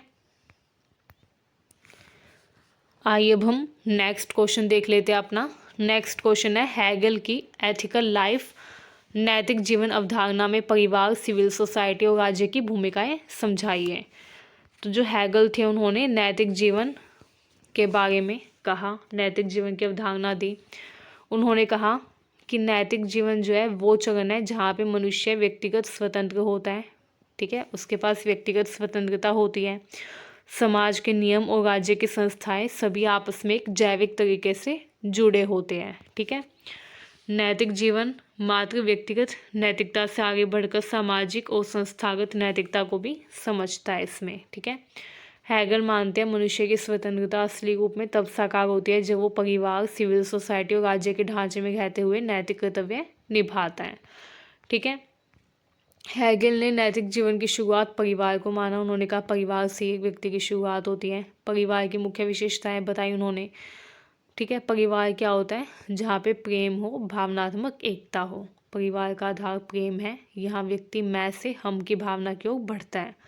व्यक्ति खुद के बारे में नहीं सोचता, मैं पर जोर नहीं देता, बल्कि हम के बारे में, मतलब कि अपनी फैमिली के बारे में खुद से पहले सोचता है। व्यक्ति का प्रथम नैतिक प्रशिक्षण परिवार में होता है, ठीक है। परिवार मनुष्य को अनुशासन, कर्तव्य, त्याग, सहयोग जैसे नैतिक मूल्यों का प्रारंभिक अभ्यास करवाता है, ठीक है। जो हैगल थे उन्होंने पति पत्नी के संबंध को लेकर भी कहा। उन्होंने कहा कि जो विवाह है ये सिर्फ जैविक संबंध नहीं है, बल्कि एक नैतिक संस्था है जहाँ पर परस्पर सम्मान हो, साझा जिम्मेदारी हो, ठीक है। दोनों एक दूसरे का सम्मान करें, दोनों एक दूसरे की जिम्मेदारी समझें, ठीक है। बच्चों का लालन पालन अच्छे से किया जाए ताकि वो स्वतंत्र जीवन के लिए तैयार हो सके। हैगल के अनुसार परिवार जो है वो व्यक्ति की पहचान और नैतिक निर्माण का पहला चरण होता है, क्योंकि व्यक्ति की पहचान और नैतिक निर्माण सबसे पहले परिवार में होता है। जैसे जैसे बच्चे बड़े होते हैं वो परिवार से बाहर निकलकर सिविल सोसाइटी में प्रवेश करते हैं। सिविल सोसाइटी जो है ये आर्थिक और सामाजिक संबंधों का संसार है, जहाँ पे व्यक्ति परिवार की एकता से बाहर निकलकर स्वार्थ, प्रतिस्पर्धा और व्यक्तिगत हित का अनुभव करता है, ठीक है। परिवार वो है जहाँ पे स्वार्थ ना हो, प्रतिस्पर्धा ना हो। जहाँ पे स्वार्थ और प्रतिस्पर्धा आ जाए वो होती है सिविल सोसाइटी, क्योंकि सिविल सोसाइटी में हर व्यक्ति अपने बारे में सोचता है। हर व्यक्ति सोचता है कि वो दूसरे व्यक्ति से आगे निकले, ठीक है। सिविल सोसाइटी की विशेषताएं आइए देखते हैं। व्यक्ति का स्वार्थ पर आधारित संबंध होता है। यहाँ लोग अपने निजी हितों को पूरा करने के लिए व्यापार करते हैं, आर्थिक गतिविधि करते हैं और श्रम में शामिल होते हैं, ठीक है। लोग व्यापार कर रहे हैं, आर्थिक गतिविधि कर रहे हैं, क्यों कर रहे हैं? अपने निजी हितों को पूरा करने के लिए, अपने स्वार्थ के लिए, ठीक है। विभिन्न वर्गों का निर्माण होता है, मतलब अलग अलग वर्ग के लोग होते हैं सिविल सोसाइटी में। कुछ लोग होते हैं जो कृषि करते हैं, कुछ लोग होते हैं जो कारोबार करते हैं, ठीक है, वो मध्य वर्ग होते हैं। कुछ लोग होते हैं जो उद्योगों में काम करते हैं, वो श्रमिक वर्ग होते हैं या मजदूर वर्ग, ठीक है। तो अलग अलग वर्ग है जो कि समाज में पाए जाते हैं। कानून और अनुबंध का महत्व होता है, क्योंकि लोग अजनबी होते हैं और स्वार्थी भी होते हैं, इसलिए कानून, न्यायालय और अनुबंध आवश्यक हो जाते हैं, ठीक है। पुलिस और प्रशासन की भूमिका होती है। विवादों का समाधान, व्यवस्था बनाए रखना और आर्थिक गतिविधि को सुरक्षित रखना, ये इसमें किया जाता है, ठीक है। विवादों का समाधान किया जाता है, ठीक है। सिविल सोसाइटी में व्यवस्था बनाए रखने का प्रयास किया जाता है, ठीक है। हैगल निष्कर्ष देते हैं फिर कि सिविल सोसाइटी में मनुष्य स्वतंत्र तो होता है, लेकिन स्वतंत्रता पूर्ण नैतिक स्वतंत्रता नहीं होती, क्योंकि यहाँ पे हर कोई व्यवहार करता है अपने स्वार्थ से प्रेरित होकर। इस अपूर्णता को दूर करने के लिए मनुष्य राज्य में प्रवेश करता है, ठीक है। राज्य जो है ये नैतिक जीवन का सर्वोच्च रूप है। इसमें क्या होता है? राज्य नैतिक जीवन का वास्तविक रूप है। राज्य जो है सार्वजनिक हित के लिए काम करता है।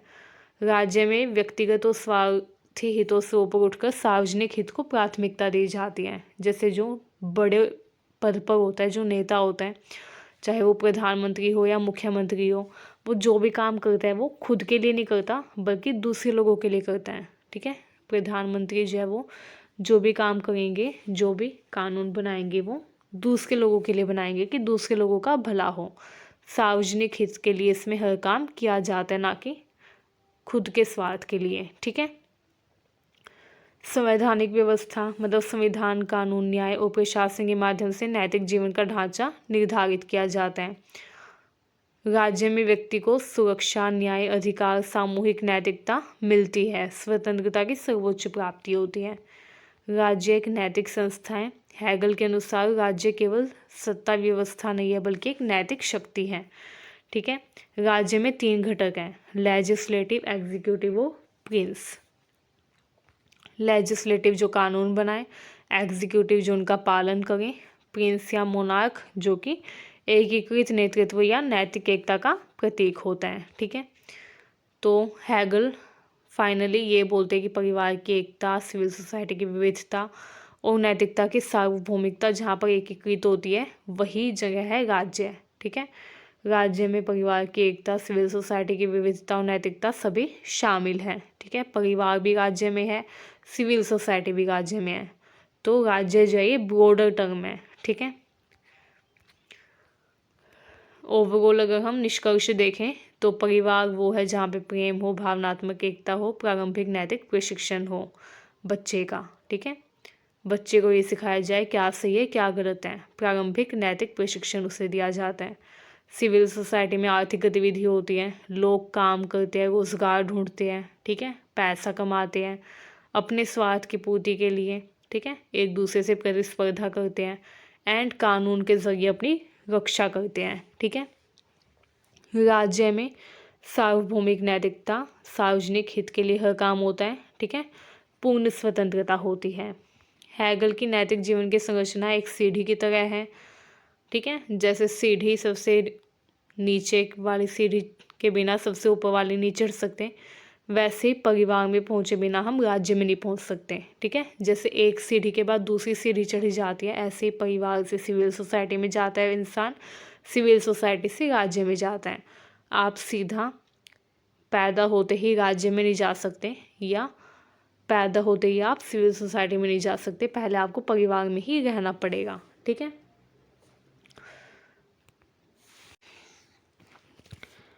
आइए स्टूडेंट्स अब हम अपना नेक्स्ट क्वेश्चन देखते हैं।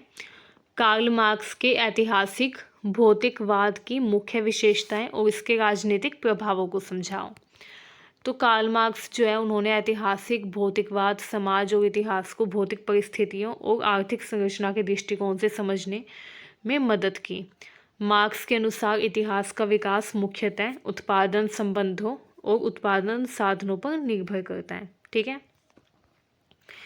बिना उत्पादन के इतिहास जो है उसका विकास ही नहीं हो सकता, क्योंकि इतिहास में ज़्यादातर यही बताया जाता है कि कैसे उत्पादन हुआ, कौन कौन से साधन थे। ठीक है। ऐतिहासिक भौतिकवाद की विशेषता की अगर हम बात करें तो इसमें भौतिक आधार और सामाजिक संरचना होती है। समाज की आर्थिक संरचना समाज के राजनीतिक व कानूनी ढांचे को निर्धारित करती है। उत्पादन के साधन और संसाधन तय करते हैं कि समाज में सत्ता, कानून और विचारधारा कैसे बनती है। ठीक है। जो साधन होंगे उत्पादन के, जो संसाधन होंगे वो तय करेंगे कि कैसे समाज में सत्ता काम करेगी, कैसे कानून बनेगी, कैसे विचारधारा बनेगी। उदाहरण के लिए सामंत समाज में जमीन मालिकों का वर्चस्व और कानून उसकी सत्ता बनाए रखता है। ठीक है। इसी तरीके से औद्योगिक समाज में कारखाने और पूंजीपति वर्ग का प्रभुत्व बनता है। आइए अब नेक्स्ट देखते हैं। नेक्स्ट आता है इतिहास का संघर्षमूलक दृष्टिकोण। अब अगर हम इतिहास पढ़े तो हमें हमेशा वर्ग संघर्ष देखने को ही मिलेगा। इतिहास में ज़्यादातर क्लास स्ट्रगल ही होता है। शोषक वर्ग और शोषित वर्ग के बीच संघर्ष इतिहास को आगे बढ़ाता है। ठीक है। गुलाम समाज में गुलाम और स्वामी का संघर्ष देखने को मिलता है। सामंत समाज में किसान और जमींदार का संघर्ष और पूंजीवादी समाज में मजदूर और पूंजीपति का संघर्ष देखने को मिलता है। ठीक है। तो इस तरीके से हम देखते हैं कि कार्ल मार्क्स ने बताया कि इतिहास जो है ये हमेशा संघर्षमूलक दृष्टिकोण ही रखता है। ठीक है। भौतिक आधार होता है इसका इतिहास का। ठीक है। एंड उत्पादन साधन और उत्पादन संबंधों का भी विकास इसमें हमें देखने को मिलता है। इतिहास का विकास आर्थिक प्रगति और उत्पादन तकनीक पर निर्भर होता है। मतलब इतिहास का विकास कितना होगा ये किस पर डिपेंड करता है, आर्थिक प्रगति पर एंड उत्पादन तकनीक पर। जब उत्पादन के साधन पुराने उत्पादन संबंधों के साथ संगत नहीं रहते तो सामाजिक क्रांति होती है। ठीक है, उदाहरण के लिए कृषि उत्पादन सामंत समाज से संबंधित है। ठीक है, इसमें ये कहा जा रहा है कि इतिहास का विकास जो होगा वो आर्थिक प्रगति और उत्पादन तकनीक पर निर्भर करता है। अगर आर्थिक प्रगति नहीं होगी, उत्पादन नहीं होगा, तकनीक नहीं होगी तो इतिहास का विकास भी नहीं हो सकता। ठीक है, उदाहरण के लिए अगर प्रिंटिंग प्रेस का आविष्कार ही नहीं हुआ होता, तकनीक ही नहीं आई होती है, आर्थिक प्रगति नहीं हुई होती कि प्रिंटिंग प्रेस ही ना आई होती कभी, तो आज हम ये सब नहीं पढ़ रहे होते। ठीक है, तो कहीं ना कहीं आर्थिक प्रगति, उत्पादन तकनीक का जब विकास होता है तो इतिहास के विकास को ही बढ़ावा देता है। जब उत्पादन के साधन पुराने उत्पादन संबंधों के साथ नहीं रहते तो सामाजिक क्रांति होती है। ठीक है, जैसे जब कृषि उत्पादन था तो संबंध समाज था, उसके बाद जब मशीनें आ गई तो पूंजीवादी समाज आ गया, फिर औद्योगिक उत्पादन हुआ तो समाजवादी और कम्युनिस्ट समाज की ओर संक्रमण हो गया। ठीक है, तो बदलावी नियम है। ठीक है, सामाजिक बदलाव का वैज्ञानिक दृष्टिकोण। अब इसमें इतिहास केवल घटनाओं का संग्रह नहीं होता।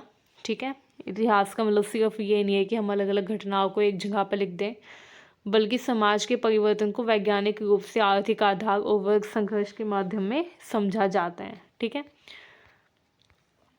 अब कुछ अवधारणाएं जो कि इसमें उन्होंने दी, जैसे आर्थिक परिस्थितियाँ समाज के अन्य पहलुओं को निर्धारित करती है, उत्पादन संबंधों में परिवर्तन समाज के राजनीतिक और कानूनी ढांचे में बदलाव लाता है, एंड वर्ग संघर्ष समाज को इतिहास के अगले चरण में ले जाता है। ठीक है, अगला चरण वो जहाँ पर एक वर्ग जो है वो दूसरे वर्ग से आज़ादी पालेगा, एक वर्ग की जीत हो जाएगी, एक वर्ग हार जाएगा। ठीक है, चाहे वो पूंजीपति वर्ग हो या मजदूर वर्ग हो। ठीक है, चाहे वो गुलाम हो या स्वामी हो, किसान हो या सामंत हो। ठीक है, सामंत हो या जमींदार हो। ठीक है, आइए अब देखते हैं कार्ल मार्क्स का जो ऐतिहासिक भौतिकवाद है इसके राजनीतिक प्रभाव क्या रहे हैं। तो इसने वर्ग संघर्ष और क्रांति को बढ़ावा दिया है। ठीक है, समाज में शोषक और शोषित वर्ग के बीच संघर्ष देखने को मिला है। यही संघर्ष राजनीतिक क्रांति की भी नींव बना। 1917 की रूसी क्रांति इसी संघर्ष का ही एक उदाहरण है। ठीक है, राजनीतिक शक्ति का आर्थिक आधार। राजनीतिक सत्ता आर्थिक शक्ति के आधार पर बनती है। ठीक है, राजनीतिक सत्ता कैसे बनती है, आर्थिक शक्ति के आधार पर। आर्थिक असमानता के कारण राजनीति में भी असमानता होती है। अगर आर्थिक असमानता होगी तो राजनीति में भी असमानता होगी। उदाहरण के लिए पूंजीवादी देशों में उद्योगपति वर्ग का राजनीतिक प्रभाव देखने को मिलता है। ठीक है, जो पूंजीवादी देश है वहाँ पे उद्योगपति का ज़्यादा प्रभाव होता है। ठीक है, एंड आर्थिक असमानता के कारण राजनीति जो है उसमें भी असमानता आ जाती है। ठीक है, कैसे आती है, क्योंकि मान लीजिए जो व्यक्ति ज़्यादा पैसे वाला होगा वही फिर पॉलिटिक्स में जाएगा, क्योंकि पॉलिटिक्स में उसको प्रचार भी करना होता है। ठीक है, तो अगर आर्थिक असमानता होगी, हर व्यक्ति के पास समान रूप से पैसा नहीं होगा तो हर व्यक्ति राजनीति में नहीं जा पाएगा। ठीक है, क्योंकि राजनीति में वही जा सकता है जिसके पास पैसा हो। ठीक है, तो इस तरीके से आर्थिक असमानता होगी तो राजनीतिक असमानता भी आ जाएगी। समाजवाद और कम्युनिज्म की नींव। ऐतिहासिक भौतिकवाद के अनुसार पूंजीवाद अंततः मजदूर वर्ग की क्रांति से समाप्त होगा। ठीक है, जब मजदूर वर्ग क्रांति कर देगा तो पूंजीवाद खत्म हो जाएगा, निजी संपत्ति का उन्मूलन हो जाएगा, मतलब निजी संपत्ति पूरी तरह से नष्ट हो जाएगी, उत्पादन के साधनों का सामूहिक स्वामित्व हो जाएगा। ठीक है, समाज के पास आ जाएंगे उत्पादन के साधन, एंड वर्गहीन समाज हो जाएगा, क्लासलेस सोसाइटी, जहाँ पे कोई भी वर्ग नहीं होगा। ठीक है, ये ऐतिहासिक भौतिकवाद के सिद्धांत में माना जाता है। ठीक है। एंड फिर समाजवाद और कम्युनिज्म की नींव रखी जाएगी। ये राजनीतिक संस्था और कानूनों की व्याख्या करता है। ये बोलता है कि राज्य, संविधान और कानून केवल शोषक वर्ग की शक्ति बनाए रखने का माध्यम है। ठीक है। राज्य, संविधान और कानून के जरिए शोषक जो शोषक वर्ग है वो अपनी शक्ति बनाए रखते हैं। ठीक है। एंड इसलिए राजनीतिक सुधारों से ज़्यादा ज़रूरी है आर्थिक ढांचे में परिवर्तन करना। ठीक है। इसमें वैश्विक राजनीति का प्रभाव देखा जाता है। मार्क्स का ऐतिहासिक भौतिकवाद जो है इसने विश्व राजनीति, मजदूर आंदोलन और क्रांतिकारी विचारधाराओं को प्रभावित किया। ठीक है। उदाहरण के लिए लेनिन का बोल्शेविक आंदोलन, चीन की कम्युनिस्ट का क्रांति, मजदूर वर्ग की संगठित राजनीतिक पार्टियों का उदय। ठीक है। तो जो ऐतिहासिक भौतिकवाद है इसने विश्व राजनीति, मजदूर आंदोलन और क्रांतिकारी विचारधाराओं को प्रभावित किया है। ठीक है। चाहे वो लेनिन का बोल्शेविक आंदोलन हो या चीन की कम्युनिस्ट क्रांति। ठीक है। आइए अब निष्कर्ष देखते हैं। समाज और इतिहास का मूल आधार है आर्थिक संरचना। ठीक है। बिना आर्थिक संरचना के समाज और इतिहास नहीं बन सकता। वर्ग संघर्ष इतिहास का मुख्य चालक है। राजनीतिक और कानूनी संस्थाएं केवल आर्थिक आधार की ही परिणति है। ठीक है। ऐतिहासिक भौतिकवाद ने समाजवाद, कम्युनिज्म और मजदूर आंदोलन के लिए वैचारिक आधार दिया है। ठीक है। सरल शब्दों में कहे तो मार्क्स के अनुसार इतिहास धन और उत्पादन के आधार पर चलता है। ठीक है। इतिहास कैसे चलता है? धन और उत्पादन के आधार पर, और राजनीति भी उसी का प्रतिबिंब होती है। ठीक है। आइए अब हम अपना नेक्स्ट क्वेश्चन देखते हैं। ये है कार्ल मार्क्स के वैल्यू थ्योरी मतलब मूल्य सिद्धांत और पूंजीवादी उत्पादन में उसकी भूमिका को समझाओ। तो जो कार्ल मार्क्स थे उन्होंने मूल्य सिद्धांत दिया। इसको मुख्य रूप से उनकी कैपिटल मतलब पूंजी की किताब में पाया जाता है। ये सिद्धांत बताता है कि माल और सेवाओं का मूल्य किस आधार पर तय होता है। मतलब कोई वस्तु बन रही है या कोई सेवा है, कोई सर्विस है, उसकी वैल्यू क्या होगी, उसका मूल्य क्या होगा, ये किस आधार पर तय किया जाता है, ये इसमें बताया जाता है। और ये पूंजीवादी समाज में कैसे शोषण और असमानता उत्पन्न करता है, ये भी हमें कार्ल मार्क्स की मूल्य सिद्धांत मतलब वैल्यू थ्योरी से पता चलता है। तो कार्ल मार्क्स ने लेबर थ्योरी ऑफ वैल्यू की अवधारणा दी। उन्होंने बताया कि मूल्य का स्रोत श्रम है। ठीक है। मतलब किसी वस्तु या सेवा का वास्तविक मूल्य जो है वो कैसे तय होता है, उस वस्तु पर लगी श्रम की मात्रा से। जैसे आपने देखा इंडिया में आज़ादी के टाइम पर जो खादी में कपड़े बनते थे वो महंगे होते थे, क्योंकि वो हस्तशिल्प से निर्मित होते थे, खादी से बनते थे, हाथों से बनते थे। जबकि वो कपड़े जो ब्रिटेन से आते थे वो मशीनीकृत होते थे एंड वो सस्ते होते थे। तो मशीनी कपड़े सस्ते क्यों होते थे? क्योंकि उन पर श्रम कम लगता था, टाइम कम लगता था, मेहनत कम लगती थी, ह्यूमन पावर कम लगती थी। जबकि वो कपड़े जो कि हाथों से हमारी कंट्री में बनते थे उनमें कई दिन लग जाते थे बनाने में, तो वो महंगे होते थे, वो ज़्यादातर राजघराने के लोग खरीदते थे। ठीक है। तो मूल्य का स्रोत श्रम होता है। किसी वस्तु की क्या वैल्यू होगी, क्या उसका वास्तविक मूल्य होगा, ये इस आधार पर तय होता है कि उस पर कितना श्रम लगा है। अगर एक कुर्सी बनाने में, एक चेयर, एक कुर्सी बनाने में 10 घंटे का श्रम लगता है तो उसका मूल्य उस श्रम के आधार पर तय होगा। ठीक है। सामान्य सामाजिक श्रम, इसमें क्या होता है, इसमें वस्तु का मूल्य केवल उसी श्रम के समय पर आधारित होता है जो सामान्य तकनीकी दक्षता और उत्पादन परिस्थितियों में लगे। अगर कुर्सी बनाने का औसत समय 8 घंटे है तो 10 घंटे का प्रयास अधिक मूल्य नहीं बनाता। ठीक है। तो इसमें सामान्य सामाजिक श्रम को, सामान्य सामाजिक दक्षता को देखा जाता है। ठीक है। मूल्य उपयोगिता अलग अलग होती है। वस्तु की उपयोगिता और उसकी मूल्य निर्धारण, इसको अलग समझा जाता है। वस्तु की उपयोगिता उसकी मूल्य निर्धारण का आधार नहीं होता।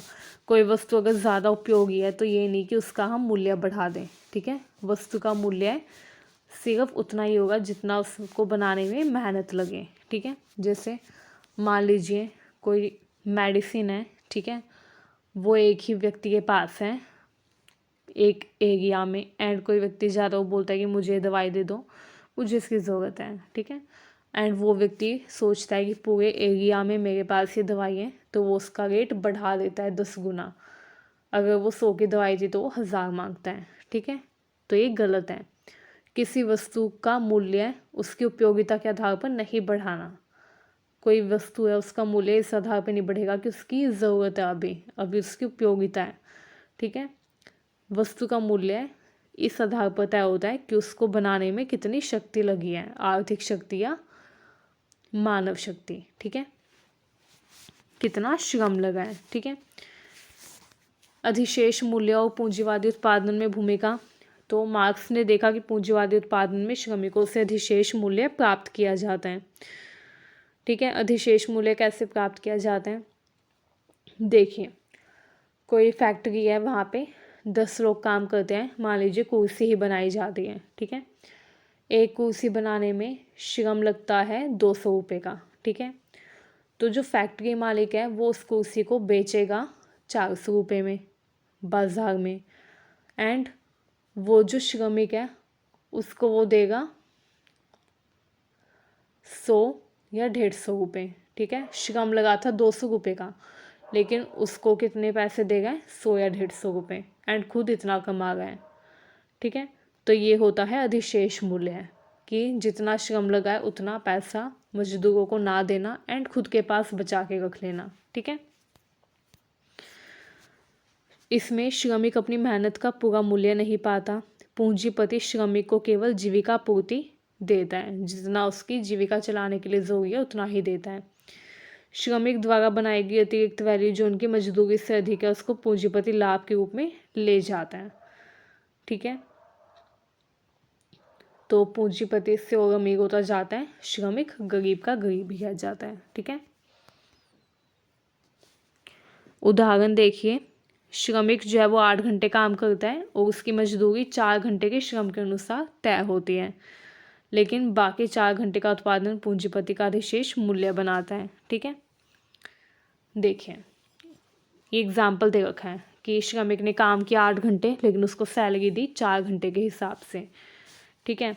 तो बाकी 4 घंटे का उत्पादन कौन ले गया, बाकी 4 घंटे का उत्पादन जो है वो पूंजीपति ले गया, ठीक है। ये पूंजीवादी उत्पादन की मूलभूत शोषण प्रक्रिया होती है। पूंजीवादी उत्पादन में मूल्य सिद्धांत की भूमिका। अब देखिए पूंजीवादी उत्पादन जो है इसमें मूल्य सिद्धांत की भूमिका क्या है, तो शोषण की पहचान हो जाती है इससे। मूल्य सिद्धांत बताते हैं कि पूंजीपति कैसे श्रमिक के श्रम का अधिक लाभ कमाते हैं, ठीक है। अधिशेष मूल्य पूंजीवाद का आर्थिक आधार है, क्योंकि अधिशेष मूल्य से ही पूंजीपति फायदा कमा गए है, पूंजीवाद विकसित हो गए। मूल्य और पूंजी संचयन। अधिशेष मूल्य पूंजीपति को नई मशीन, कारखाने और संसाधन खरीदने की अनुमति देता है। इससे धन और शक्ति का केंद्रीकरण भी होता है, ठीक है। धन का केंद्रीकरण होता है, शक्ति का केंद्रीकरण होता है। वर्ग संघर्ष का आधार। मूल्य सिद्धांत दिखाता है कि श्रमिक और पूंजीपति के हित हमेशा विरोधाभासी है। श्रमिक अधिक मेहनत करता है लेकिन उसका पूरा मूल्य उसको नहीं मिलता, ठीक है।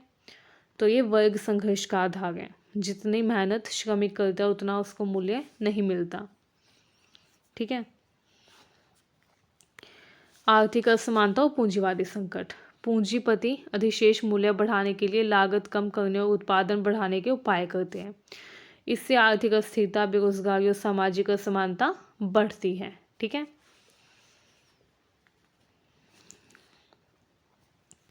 निष्कर्ष देखिए, मूल्य सिद्धांत। वस्तुओं का मूल्य मानव श्रम के द्वारा तय होता है, ये बोलता है मूल्य सिद्धांत। अधिशेष मूल्य पूंजीपति द्वारा श्रमिक से अतिरिक्त श्रम का लाभ लेना, वो अधिशेष मूल्य कहलाता है। एंड पूंजीवादी उत्पादन में मुख्य भूमिका होती है इसकी, क्योंकि इससे शोषण का आधार पता चलता है। पूंजी संचयन कि कितनी पूंजी उन्होंने कमा ली, ठीक है, जो पूंजीवादी लोग हैं उन्होंने। एंड वर्ग संघर्ष का पता चलता है, ठीक है, कि श्रमिक और पूंजीपति जो है हमेशा विरोधाभासी कहते हैं। ठीक है, श्रमिक मेहनत करता है लेकिन उसको उतना मूल्य नहीं मिलता, जिससे वर्ग संघर्ष उत्पन्न होता है। आर्थिक असमानता बढ़ती है क्योंकि सारा पैसा कौन लेके जा रहा है, पूंजीपति लेके जा रहा है, तो आर्थिक असमानता तो बढ़ेगी। ठीक है, एंड पूंजीवादी संकट भी इससे उत्पन्न होता है। तो आइए अब नेक्स्ट क्वेश्चन देखते हैं। नेक्स्ट क्वेश्चन आता है, वोllस्टोनक्राफ्ट महिलाओं के लीगल राइट्स और रिप्रेजेंटेशन की वकालत क्यों करती है। तो मैरी वोllस्टोनक्राफ्ट जो है ये आधुनिक राजनीतिक नारीवाद की पहली आवाज़ थी। उन्होंने स्पष्ट कहा कि महिलाओं की दीन दशा का कारण है कानूनी अधिकारों की कमी। तो इसलिए उन्होंने कहा कि कानून बनाने होंगे, लीगल राइट्स देने होंगे महिलाओं को। ठीक है, तभी महिलाओं की स्थिति सुधरेगी, उनकी दीन दशा सुधरेगी। कानूनी अधिकार महिलाओं को देने होंगे, राजनीति में प्रतिनिधित्व देना होगा। ठीक है, वोllस्टोनक्राफ्ट मानती है कि महिलाओं की अधीनता प्राकृतिक नहीं है बल्कि सामाजिक है और कानूनी है। पुरुषों को कानूनी अधिकार प्राप्त है लेकिन महिलाएं कानून के द्वारा वंचित हैं। जब कानून असमान है तो समाज भी असमान होगा।